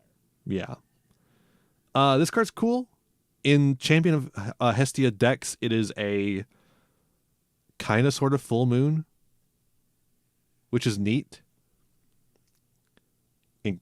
Including the fact that it's a counter rune. Pretty salty about that. These feel like they should be invoke runes. Why are we making chainable cards with effects that really don't care? At least in Full Moon's case, I guess receivers care. In Full Moon's case, with receivers, but in Full Moon's case, it also levels up Werepup, which is cool. In this case, I guess it activates Warmite. Let's go. But it's a neat card. I think this is going to see some play in Fire, for sure. Because it's Full Moon. Full Moon? Anvil of Hephaestus, an artifact. The empowered Elestral gets +1 attack. When an artifact rune on your field is sent to the underworld, you can enchant each spirit that was enchanting that artifact rune from your underworld to a card on your field. Cool. Yeah. Yeah. It's a really cool card. Unfortunately, it's only artifact runes that it works with, but it helps bypass one of the biggest issues is that on top of the fact that artifact runes are fragile, you're also spending life points to do it. This helps mitigate that. And if they go after this one instead, it's not a hugely impactful card, and it only costs 1, so it's not a huge deal. But you are going to get Hurricane for your entire life. Does Hurricane only hit face downs? It only hits face down. Perfect. Yeah. Let's go. Artifact meta. Let's go. All right, now we got some stadium cards. Thank God we have stadium cards that aren't just increase the attack of your water monsters. Arachne's Lair. A stadium with 1-drop fire. When a player casts Warmite, Frostmite, Kitemite, Floracne, or Polaracne, or Paracne, that player must draw a card. You must. You must draw. You cannot avoid it. You cannot. You must transform or send to Underworld. It's your opponent making you summon spiders so that you max C yourself. Stupid. Stupid. This card's super cool. It's so good. Spiders are looking so cool. It's one of those things where card draw sucks if you have to actually spend anything on it. And thankfully, that is now just 1 fire spirit, which then turns all of your spiders into a cantrip. That's crazy. And interesting thing here, spiders are like a bit of an archetype here now because of this card and because of the new spiders in this deck. Why are all the archetypes fire frost?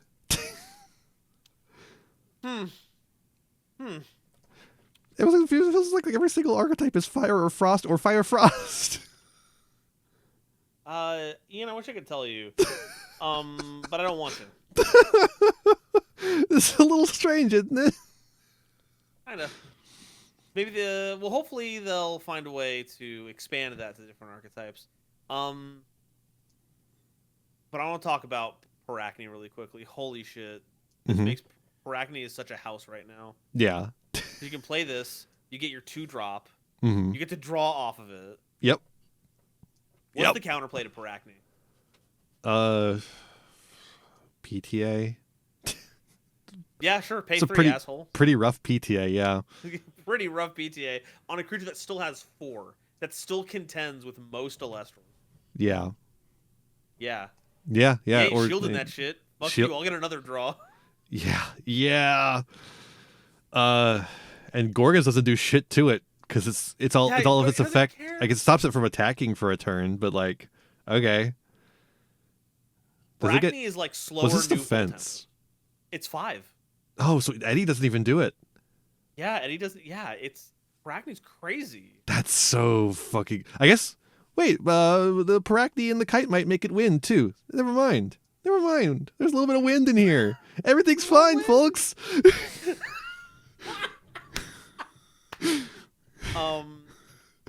And freaking speaking of Kite Might, you cast Kite Might under Arachne's Lair, you draw a card. You expend the wind off of it, get a Warmite. That's draw a card. Draw another card.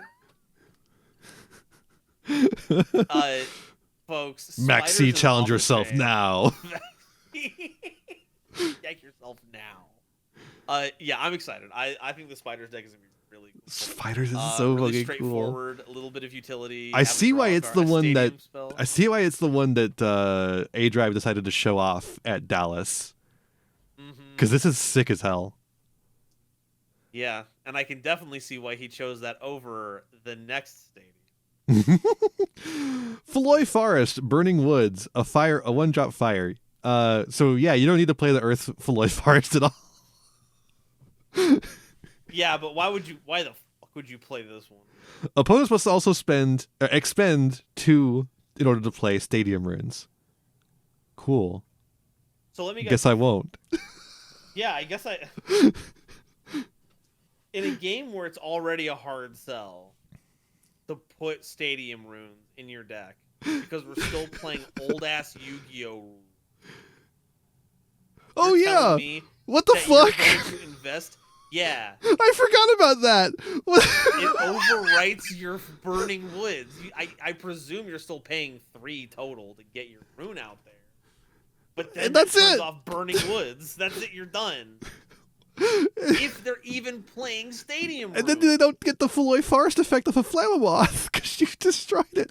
Why the fuck are we running old school Yu-Gi-Oh rules for field spells? I don't know. I think if there's a balance reasoning for it, fix it. Because this rule literally makes me upset. It makes them just inherently worse. Like, it's the same thing with like artifact stuff with equipped spells. They're inherently worse than other cards because the rules kill them. Now I'm going back to Arachne's Lair and I'm like, is Arachne's Lair good even? Like, I could just play a fucking field spell and kill it. Every field spell is removal for every other field spell. Okay, but here's the funny ass thing about that, okay? Mm-hmm. So if your opponent is playing any of the elemental one, sure, that's fine. Or the Bear Den. Ursa Den. Bear Den. Yeah, so if they're playing any of those, yes, that does get rid of Arachne by itself. But if you're in the mirror match, Arachne's Lair doesn't say if you cast. Oh my god. Player cast. So if they wouldn't even want to overwrite your Arachne's Lair because you're already doing it for them. Jesus Christ. What a nightmare. This game, dude. If anything, Arachne's Lair defeats every other game plan deck's field spell because it's now an integral part of your strategy, but it's not enabling certain runes that only work underneath them. Yu-Gi-Oh has learned that field spells are a really good way to make game plans happen. Elestrals is going to need to learn this lesson and change the rules of field spells post-haste, or else it's going to be a hard time making game plan decks work. The field spells that search you cards are a meme for a reason. Mm-hmm. It's an easy way to cheat card design. Yeah, and even the ones that don't, like Rescue H HQ is a really cool card that helps the game plan of Rescue Ace. Yeah. So you don't play it at 3, but you always play it. Yeah, let's fix that. Oh, Can we please fix that? And then I would be okay with playing Beloy Forest Burning Woods, because at least if field spells became a game plan, you could like destroy your opponent's stadium runes and then force them to play more field spells. It is very take funny. More damage from Burning Woods. It's extremely funny that like the first set that introduces a field spell worth playing is also the one that introduces a thing that punishes your opponent for playing field spells. And it's the same element. And it's the same element. So funny. They're both insects too. They're both bug related. I thought those were weak to fire. Hold on. Hey, Driver, are you actually a PokeTuber? Did I lie to? I don't know about that. I think he stopped for a while he was doing Elestral stuff, but I think he's back now. Okay, enough of my slander. Let's move on All to right, another one last fire rune, because it's the fire set, so we have a lot of fire runes. Thank God, by the way, the amount of runes last set was really disappointing, because most of them were fucking lunar phase. So like, I feel like half the runes in that set were lunar phase. Well, no, I mean there was first quarter. That was last quarter. Lunar phase, first quarter, lunar phase, last quarter, lunar phase. Waxing, waning. The gibbuses? Yeah, all lunar phases. Yep. Read the next one. Reforge, a 1-drop invoke rune. Return an artifact rune from your underworld to your hand. Return spirits equal to the artifact rune's enchantment cost from your underworld to your spirit deck. Crazy. Really cool. Just crazy. It just reads re-equip artifact rune from your graveyard for free. Yeah, or potentially for this cost. It's just an ambrosia for the artifact deck. Or it's an ambrosia. You get a little. Just keep the. Isn't there a card that like discards fire cards to do something? So like a fire enchantment specifically would be something, or artifact. Sorry, not enchantment. Wrong game. Interesting. All right, next up's a reprint. It's just Poseidon. We got Poseidon. It's the same Poseidon. It's not a new Poseidon. Don't get confused. Firestorm Poseidon is not a new Poseidon. It's just a reprint Poseidon. Yeah. Okay, actually, really quickly, while we're here, because I presume we're just gonna skip over the reprint divines. Yeah, but there are also new cards in here, but like Poseidon's Fury. Yeah, but there's a Poseidon and there's a Zeus in here. Yeah, because we have champions of. We have Hermes and Hestia to handle all the new ones. Where's Aeolus? We got champions of Aeolus. We have cards that care about searching Aeolus in here. Well, where's the Aeolus reprint? I'll tell you why Poseidon and Zeus are reprinted while Aeolus isn't. Poseidon and Zeus are in the starter decks, which are now really actually quite interesting. They're 2-player starter decks now. There's a Poseidon deck and I think it's Poseidon and Hestia, and then Zeus and Hermes is the 2 pairings. And that's that. I think it's a cool change, and they're keeping the same price. Well, until we figure out what the price change is going to be from the tariffs. Oh boy. that screwed everything up. Right now, Elestrals is eating the cost on all the tariffs, but we'll see how long they can actually keep doing that. Not long, I imagine. But no, to break my riffing, it seems weird that they've reprinted some divines in this core set to make sure that some of the champions work, but they didn't do it for others. Like Soul Bell needs you to use Apollo's effect. Yeah. What do you do if you're like they said they wanted to do drafting with these sets? Yeah, and they have draft rules now. Solar? How are you drafting Solar? How are you drafting any of the Aeolus cards? Yeah, so just a little nitpick there. I think they just this is going to be really mean. Everyone knows I'm mean. I'm the meanest person on the entire internet. Sure. And so here I go being mean again. It just feels like they did draft rules because it sounded like a good idea, and they didn't actually think through the implication of doing draft. I can agree with that. Like it's just as simple as that. Like they didn't think about it, and like sometimes they just don't think about it. Elestrals as a company. I don't want this to sound like I'm being like an asshole about it, but Yeah, I guess for I'm sure. landing on the internet, so I'm gonna have to. Because there's a lot of things that go into making a card game, and sometimes you'll just lose track of things. Yeah, or not absolutely. think about some angle of it. Absolutely. So there's that whole like move fast and break things, the whole Google thing. I feel like Elestrals has had that kind of mentality since its beginning. Like, implement changes the community has been rallying about quickly when it comes to banless stuff, almost immediately. Yeah. Add in things like drafting for the core set, even though it's not really built to be drafted.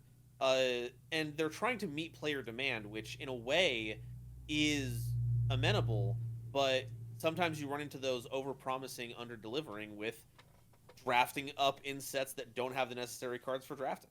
Yeah. It's as simple as that. Poseidon's Fury is a 1-drop invoke rune. Disenchant any number of water from one or more of your Poseidon, and opponent disenchants the same number of from their field. Cool. There are scenarios where this is great. Mm-hmm. Holy shit. Like, what? You Poseidon for 4? You play the Fury. Spend all of them, because really, who gives a shit about next thing? If they're playing 5s, they're dead. Yeah. You just killed their whole board. If it's a whole bunch of 1-drops, gone. The one problem. 2-card combo. It's we have to stop printing cards that require another specific card on the field. Oh, but like, I don't want everything to be a 1-card combo then, because then we get into really wonky card design. I don't necessarily cards outpace everything else. I don't necessarily want them to be 1-card combos in like a Yu-Gi-Oh sense. I want there to be cards that do something on their own. Oh, okay. That don't like I want this card to do something on its own. Maybe it could have that effect too, right? It could have the Poseidon effect as a bonus, right? I want this card to do something on its own. If I draw it in my hand, I don't have Poseidon on field, and I don't go, I have got to kill myself.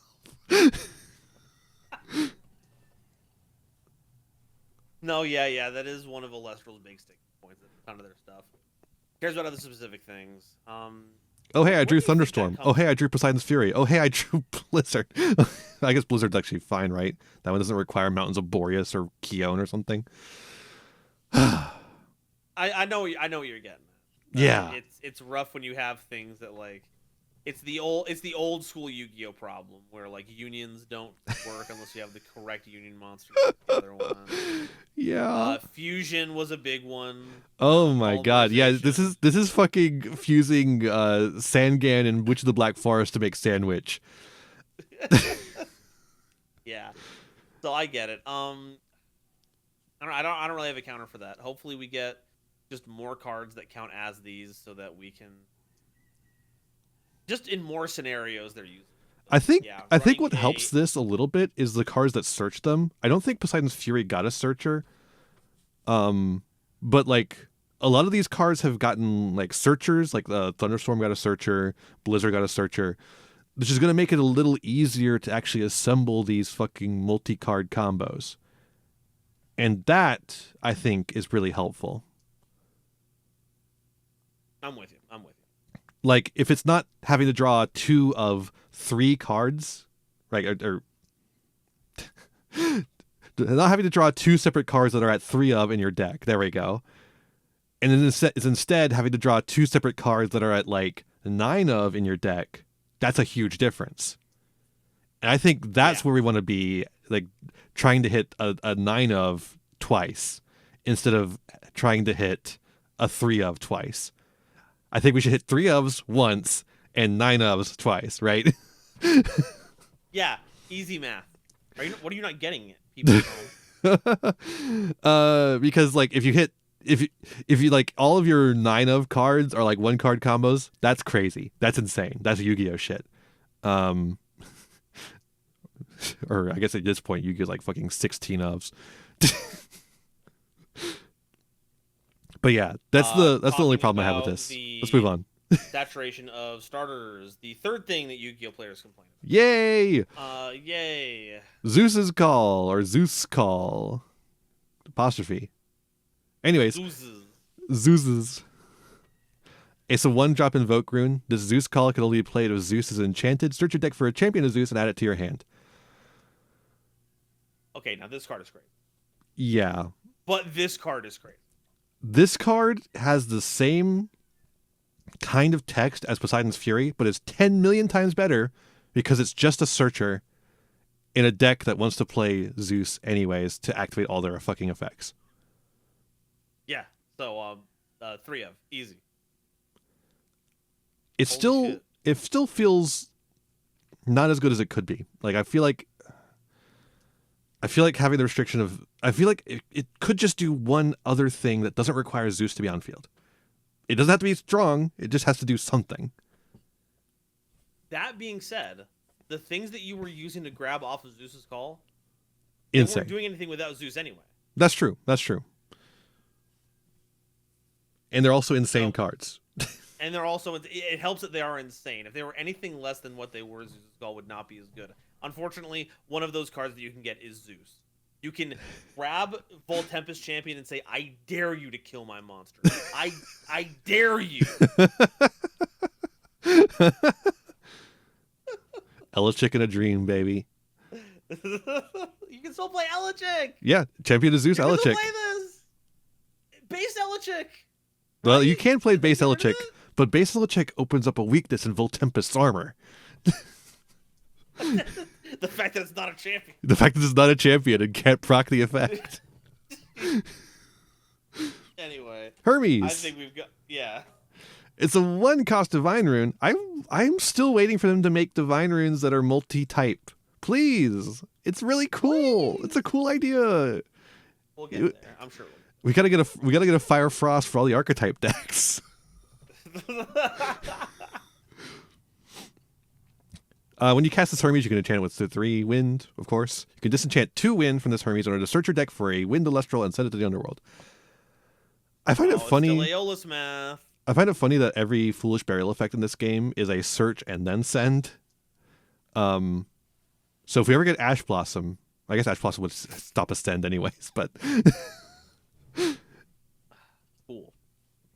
You know, we'll get Elestrals Ash Blossom, which will be worse than Ash Blossom, so it'll stop searches, but then it turns out that these are all searches too, so. Yeah, it's called Glimbat. This card's cool. Speedrun this. I will say that the Disenchant 2, a little more costly, just like Hestia, but as we've seen, the things you can send off of this are pretty crazy. Yeah, it has justified the additional. Caduceus, an artifact, 1 wind. When the empowered Elestral is destroyed in battle, you can target another spirit wind Elestral in your underworld. 1 spirit wind Elestral, I should say, and special cast it. Sure. What the fuck are you allowed to do this for? Crazy. And then Exaltus does his thing?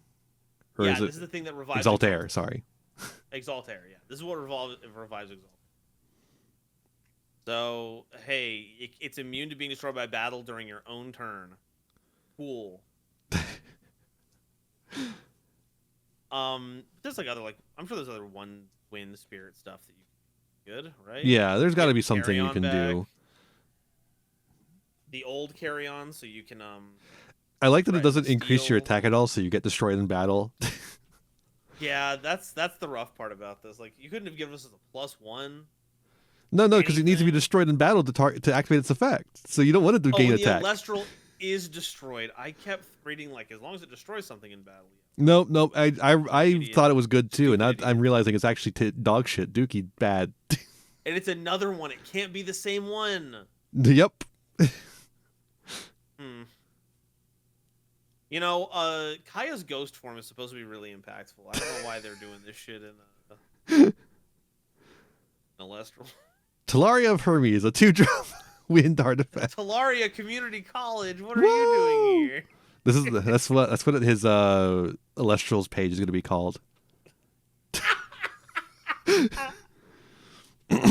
Elestrals players ask the question, is Divine Champion Firestorm worth opening? Holy shit, you have his voice down. What the fuck? It was like he was in the call with me. What the fuck? Folks, I have a confession to make. You watch too much. No, I am just him. When I say that I am the professor of Yu-Gi-Oh, I'm not lying. You got the same haircut? Pre-shaving, please. Flurry of Hermes, a 2-drop wind architect. It's an architect. It builds things. The Empowered Elestral gets +2 defense. When the Empowered Elestral is destroyed in battle, you could draw 2 cards. Then if Hermes is enchanted, you can search your deck for a Telaria of Hermes or Caduceus of Hermes and add it to your hand. Nova, why are the cards bad? Why did they make the artifacts bad for wind? Because they're trying to teach you good card design by bad cards. And it's like watching the Channel Awesome movies to learn about movie making. Learn how not to make a movie. Now, see, if you had just color shifted this correctly, this weird light blue wouldn't be light blue. It would be red, like fire. Then we could play this in the Hephaestus deck. And it still wouldn't be good. Yeah, so, like, what? It's Nectar of the Gods if the equipped creature goes away. It's destroyed in battle specifically. You know what won't happen? Not that. Because if your Elestral has a big enough booty to resist destruction, your opponent's going to fire off a rune to get rid of that shit. I mean, it's tempting, right? Because it's like, oh, cool, draw 2, and I get to search an artifact to replace it. Hell yeah. No. But I could just play... Jordans will not fit. I could just play Harpy instead. Or you could just and Harpy can dupe lock. Yeah. So, heck... If Hermes is enchanted, dog, Harpy just cares if a divine rune is on your field. Right? Harpy is here to help. Fuck. Anyway, not sold on either of the new artifacts for wind. No. We got a lot of counters now. Maybe some rune. We got Hermes Trickery. What the fuck is Hermes doing, dog? He's hiding from the fucking Cerberus? What is he up to? He's being tricky. I don't like it. Being a little menace. We'll try to do. I think he might be breaking the law, and I think that's immoral. As we all know, the realm of Hades has like a big wall around. And Hermes is trying to get over that wall. What is Hermes, like an alien? He should be coming in the legal way. Yeah, Hermes should be filing the paperwork with Charon. We should send him to fucking El Salvador. Yeah, we are not going to be tolerating these illegal aliens in a week. Send them to a prison labor camp in El Salvador. Take a video with Hermes in the background in jail. Aren't you glad we live in hell? No, absolutely not. Please stop making me live in interesting times. Please. Get me out of here. Every week, decades. Every week, decades. Every week, decades. Jesus. What is Hermes being trickery about? Please get me out. Like, I love politics and my stuff, but I gotta pace myself. It's a one cost counter rune for wins. Isn't that neat? This Hermes Trickery could only be played if Hermes is enchanted. That's so cool. Destroy an Elestral on your field. Cool. If you do special cast another Elestral from your underworld using only spirits that were enchanting the destroyed Elestral. Pretty tricky. So it's trying to trick you into thinking it's a good card. Don't listen.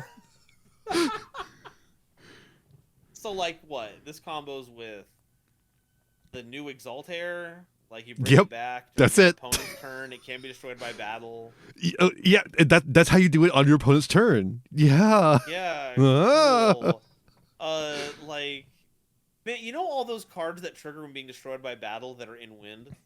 Mm-hmm. It'd be really cool if they triggered on being destroyed by a rune effect, so it worked with Hermes Trickery. It'd be really cool if there was some synergy here. But that they were. Are we okay? Ian? No, I'm not okay. They keep printing bad cards in Elestrals. I feel like we should only be printing good cards. Yeah. I'm sure at some point they'll make something that makes Hermes Trickery. This is a card. that can be good someday. To throw off the bit. This is a card that has potential to be good someday if they print cards that make it good. But right now it's poo poo pee pee. Bad. Let's talk about some wins. But haven't we been doing that this whole time? Sirocco of Notice is a counter rune that is air fire. Until the next turn, players must also expend 2 in order to declare an attack with a Elestral that is not wind, fire, enchanted. Look, I like taxes as much as the next person, but you cannot convince me to pay 2 to make an opponent pay 2 to declare an attack. Yeah, it's not paying taxes if you have to pay first. That's an audit. We're not here to audit. We're here to get taxes. This is me paying my taxes early and then having to get them back from the IRS. I guess this is like some kind of good attack deterrent against. No, it's not. Stop pretending. Ian, hey, how about you respect my opinion instead of turning into a boss on me, right? Holy shit. Yeah, I'm a boss because my life is like a video game. Hey, we have delved past Ian's ability to do streaming. We are now reaching the unfathomed. How many hours have we been? Oh my god, we've been going for like 3 hours. Fuck. This is gonna be unwatchable. These take forever. No, we're entertaining enough. Have some faith in us. Monsoon of Eurus. Eurus. I'm monsooning. I should expend myself. It's a counter rune. You want me to handle a couple? Wind, water. Enchant up to 2 in any combination of water or wind to your field. Suppress each face-up card that is not water, wind, enchanted until the next turn. Interesting. Okay, now this is good. This is interesting because it kind of sort of refunds itself by re-enchanting from the it re-enchants from the spirit deck. Fuck me. Okay. Yeah, this costs 4. It doesn't matter what it says on here. It costs 4. It costs 4. It doesn't have to cost 4 because it's up to. Up to. It does have to do at least 1, so it could cost 3 instead. Like Hurricane. Really? Up to can't be 0? I don't think up to could be 0. I'm pretty sure up to cannot be 0. Oh, okay. Well, then 3 minimum, whatever. It's still a suppression against everything that's not water or wind, and there's plenty of good Elestrals. Which is pretty cool. So this is pretty cool. I can see this being good. This is all right. Yet another card that Galaxy dodges, though. Yeah. Honestly, thank God. Galaxy is the stupidest card ever printed. It just happens to be, by being water, it happens to be at the nexus of everything. I think the funniest thing is that, like, it reads, swap this card's attack and defense. The hidden text is, this is immune to PTA. This is immune to Cryoblast.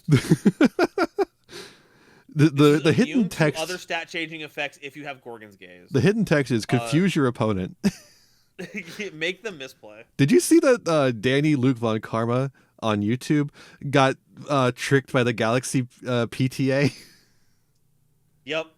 Made it all the way to the top of Dallas. Made it all the way to the top, and then we got to see that PTA, live. Galaxy PTA ?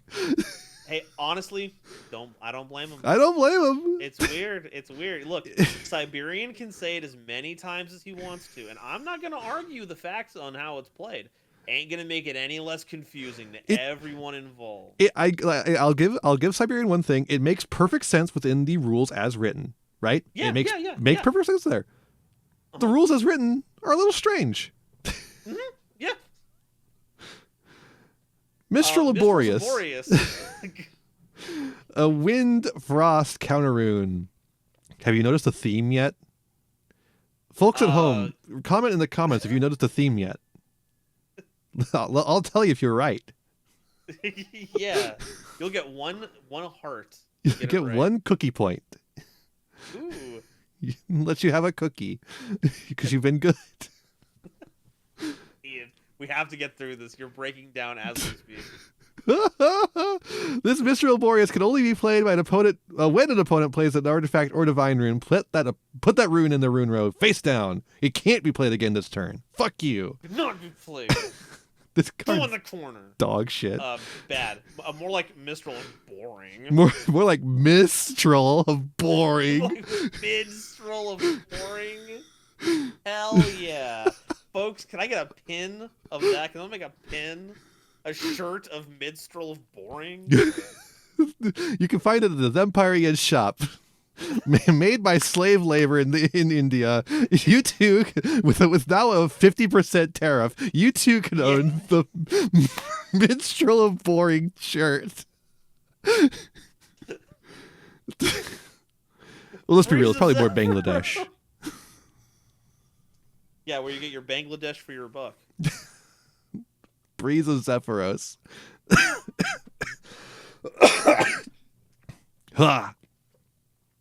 When are we getting the solar and lunar?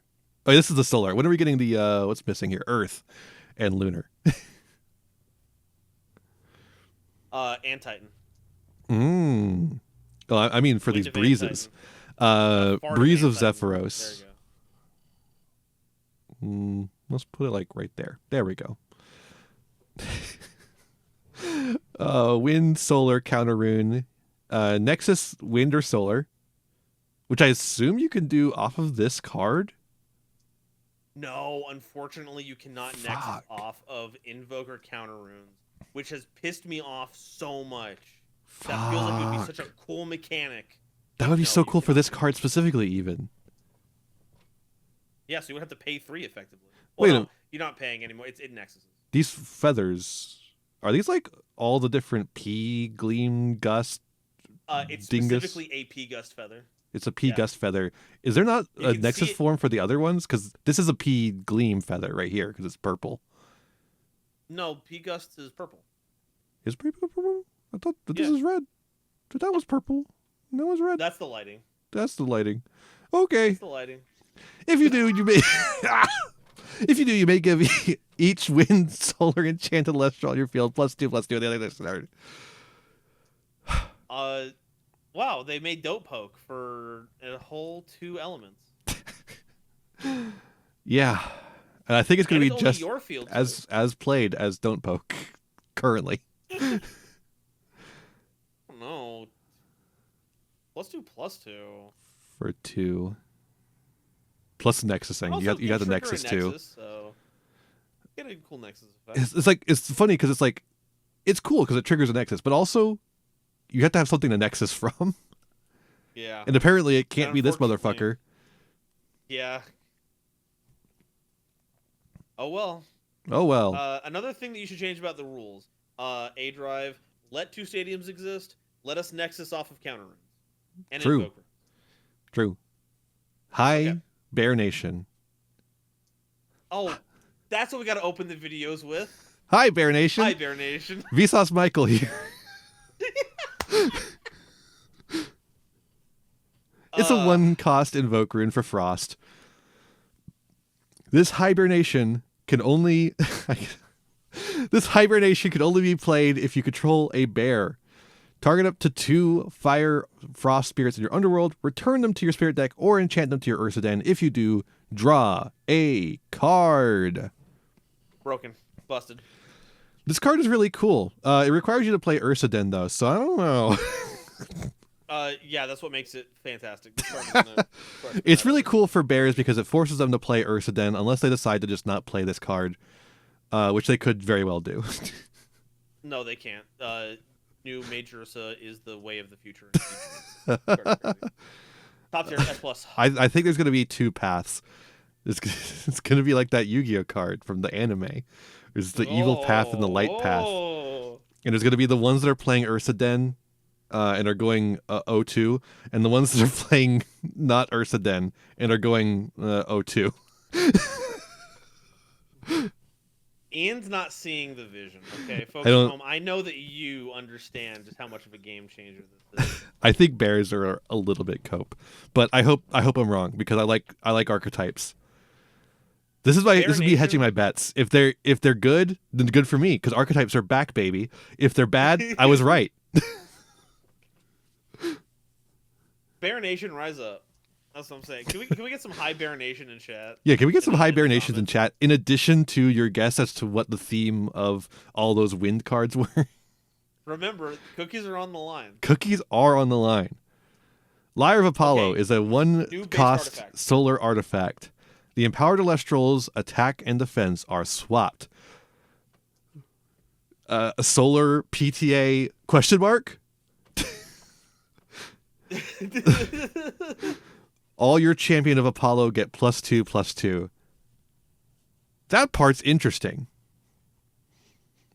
Yeah, so you don't even have to do the swap math. You can just say +2 on both sides. Thank God. And it's all Apollos, champion Apollos, which is really cool. I think it's interesting that it affects things that aren't your equipped creature. Oh, that's true. I hadn't clocked that. Yeah. It turns your empowered Elestral into a bard. That powers up your champions of Apollo. So, yeah, you grab it with new Plucky champion. It's now a 5/3. Just like the old Plucky, except the old Plucky is a 1/5, but still. Yeah, so that shit's only defensive. This new Plucky is offensive. You give it the Lyre, and now all your other champions get better because of it. Although if this is equipped, if you equip this Lyre onto old Plucky, it would also be a 5, but it would be a 5/1 instead of a 5/3. It would be a 4/1 because it's got a 4 booty. Oh, does it have a 4? I thought it had a 5. Huh. That's unfortunately a 4. Unfortunate. Wow. But you can empower this on any Elestral. So if you're splashing this into anything, and they have a really shitty attack, but they got a huge butt, you can turn them into... You can make Astrabbit good at fighting. Yeah. This card is really cool. I think it's interesting. I love this card. This is crazy. You could do cool stuff with this in Fire, even. Like with the Fire artifact deck. You could search it with your artifact shit. And then swap the attack and defense of a card. Don't care about the second effect. Yeah. I think this is neat, has a lot of applications, but is also really good in Solar specifically. So I think that's really cool. Yeah. A+ card design. Yeah. Unlike some of the other artifacts. Yeah.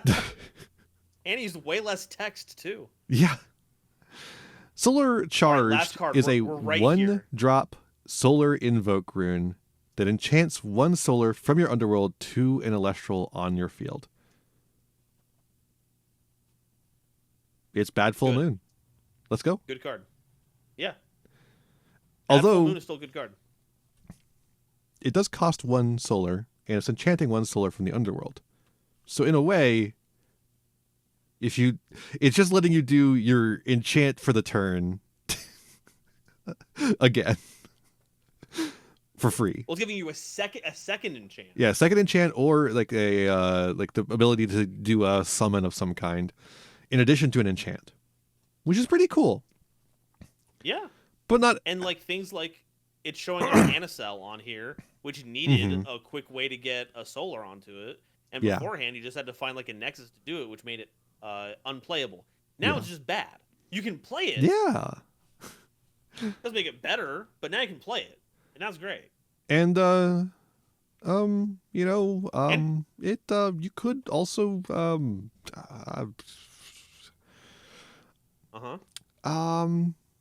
the thing about Solar is they don't have very many good cards. You don't say. I don't know. You could use it to get straight from what the fuck is his name? The little lion guy. I'm like literally picking up my deck and looking. Nebuleo. Oh, Nebuleo, and use Solar Charged to go straight from Nebuleo into Solgaleo. Is that the Pokemon? Sure. Celestleo is the Elestral. Celestleo is the Elestral. Yes, Solgaleo is the Pokemon. Yes. Thanks, Elestrals. Thanks, Elestrals. Which helps instead of having to like re-enchant or Nexus onto it. Although, honestly, Nexus is probably easier than drawing Solar Charge. But you can have both. You can have both. You can have both. You can have both. You can have both. You could. You could have both. And then we got our full arts. Let's just like briefly look through them. Okay. Major's a full art. Majestic. Yeah, pretty cool. Torchin. Way too much detail in this one. Why do we keep giving Torchin full arts? Fuck off. I don't like them. Majesty. Beautiful lighting on this one. Holy hell. Pretty cool. Yeah, no, I really like that. Voltempest looking fucking as intimidating as he's going to be. Put a shirt on, you slut. God damn. Igleo Surge! I can barely tell what's happening in this. I need this guy. I need him so bad. He's going to be good someday, I promise you. And I need this guy to use. Galaxair? Sure. Why are we giving full art to Ascension fodder? Really? Like, okay. Carry off. Never sticking around the field. Sure. New Flammoth. Flammoth 2. Oh, Paracni gets one? Perfect. Sick. God, look at that. That's terrifying. Amazing. Nixamera. Expending myself. Terrastar! My boy! Look how majestic they're flying. Yeah, they're gonna tax you! Attacks! Oh, Earthquake? I can't see what's happening in this one. Literally, like, this is unintelligible. I think there's a Scavagem, and then there's a kind of Panzer? like they're falling. Is that Panzer? I don't know. Hestia. Pretty. Yeah. Eruption. This eruption's nice. Hey, what's up with those Cracker Tugas? Oh my god, this thunderstorm is nice. What the fuck? This is pretty slick. God, that's awesome. Oh, it's got the Titano Strike on there. Yeah, it does. Hermes. And then, of course, the holofoil. See, I like this Hermes. Every other Hermes that we have, like, that's in a card art, you can see inside of the visor. I don't like seeing his eyes. His eyes make me uncomfortable. I need him to have little bug eyes. Yeah. Holofoil spirits. We liked all those. Here's our box toppers, I believe. Oh, okay. Voltempest was one of them. Yeah, Majursa, Majesty. So it's the champion, like the big champion guys. Majursa, Majesty. Sick. Can I be real with you? Yeah, what's up? I don't like Majesty. I think he looks really ugly. Why is he so buff? Don't agree with you at all. Why is he like so? He's like a weird little salamander without back legs, and he's really buff, and it makes me uncomfortable. I dig it. That is awesome. I don't like him. Voltempest is pretty cool though. Yeah. And then Carry Off. You see what I mean, right? Yeah, no, I don't like it either. I'm talking about with Hermes. I do like this. Oh yeah, this is a pretty nice card overall. And I don't like at the end of this. I want to make sure that I'm showing my due deference towards the art team because clearly they're putting in a ton of work here. There's a lot of technical skill going on here. Absolutely. So I will not say that it is drawn poorly, but like he's looking at me. I don't like that he's looking at me. His eyes follow you. Like the player. Hestia is looking up. Poseidon, yeah. I guess, is looking at you, but he's so far away. Zeus is looking that way. Hermes is looking at you like a fucking Victorian painting. Like it's like Scooby-Doo. Someone has like opened up the eye slits and is actually looking out of there, just watching you. Is that optical illusion where the eye sockets are concave and they have like an orb in the back of it, so no matter where you go in the room, it always looks like it's looking at you? And that's Firestorm. Any thoughts about Firestorm as a whole? Honestly, I feel like we breezed through it too quickly. Like, I think we a lot of details. Holy shit, 3 hours? That's baby work. Oh god. We've easily talked for another 4. Yeah. Okay, we could have done a fucking Channel Awesome stream in the background too. Stop. Lots of stuff to get excited for. I think we're entering a new era of Elestrals where they're loosening up on a lot of the old design decisions where they were trying to keep the game at a low power level so that it wasn't going crazy. But now we're seeing more special ascensions. We're seeing them mess around with established game mechanics like how artifacts work. The champion stuff is really interesting and lets you have a weird branching evolution thing with previous cards that gives them value as opposed to just power creeping them out of the format. There's still a lot of annoying things to deal with unfortunately. Mm-hmm. But I think overall, this is a big improvement on the set. Give me a Spider's deck right now. Spider's deck looks so cool.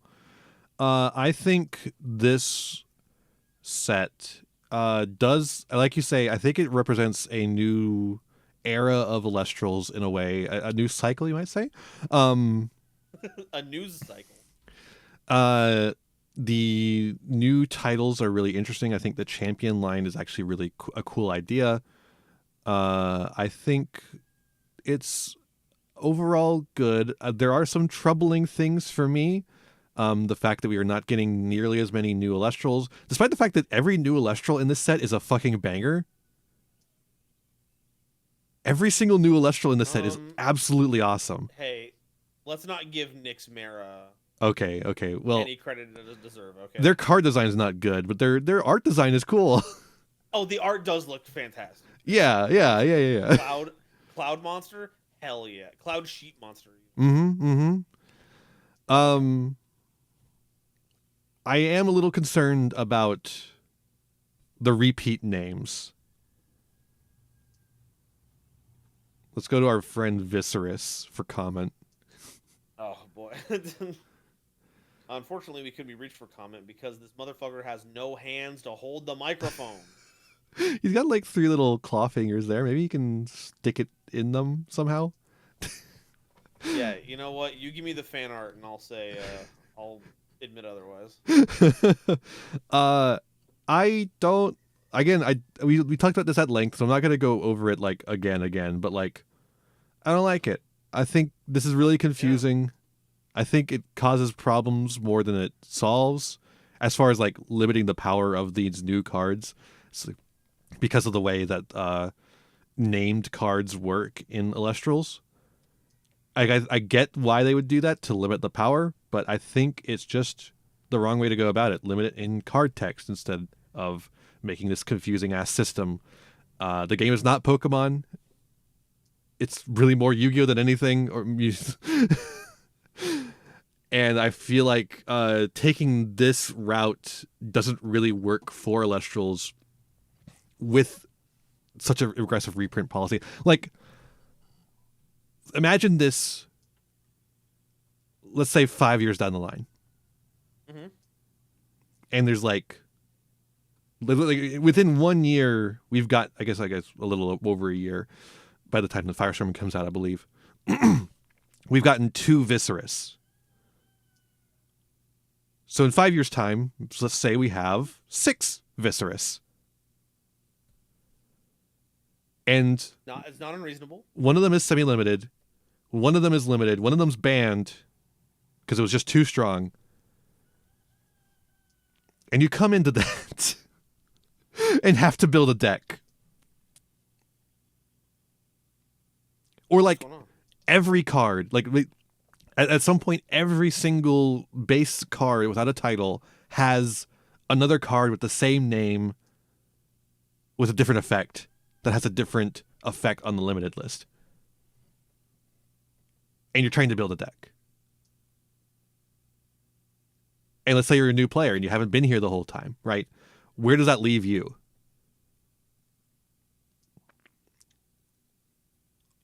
In the mud. Clawing your way into the realm of understanding. And you better hope you better hope you have 4-wheel drive. 4-wheel A drive. Golden Nova, where can people find you? Hey, you can find me at www.youtube.com/GoldenNova Yu-Gi-Oh, all spelled out. You can also find me on www.twitch.tv/GoldenNova YGO, not spelled out because I'm very smart at my branding. I talk about a whole bunch of stuff. I'm doing domain format stuff recently. I really like the only fun way to play Yu-Gi-Oh now that we're at the end of Yu-Gi-Oh's history. And I think that's about it. Where can we find you, Ian? Right here. Crazy. Hit the like, share, subscribe. Make sure to get your cookie points in the comments. Get those cookie points. We need you to get those cookie points. Because here's a new rule. If you don't get the cookie points, you get salad points where you have to eat a salad. Ew. Gross. Don't even get to put Caesar salad on that shit. Thank you so much for joining me, Golden Nova. And I'll see all of you in the next one. Bye-bye. Bye. Hey there, thanks for watching. I hope you enjoyed this video. I've got a lot more for you if you want them. Just hit that subscribe button and ring the bell to get notifications. I'd also appreciate if you left me a like and a comment and maybe shared the video around with your friends. You can also follow me on all the usual social media sites. Just check out my website in the description below for more info. My videos are funded by my patrons, Ko-fi subscribers, and YouTube members, whose names you'll see scrolling by in the credits here. For just $1 a month, you too could find yourself here, trapped in my end screen for all eternity.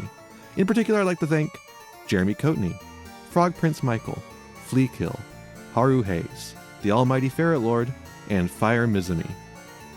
A big thanks to all my other patrons and to my little community as a whole.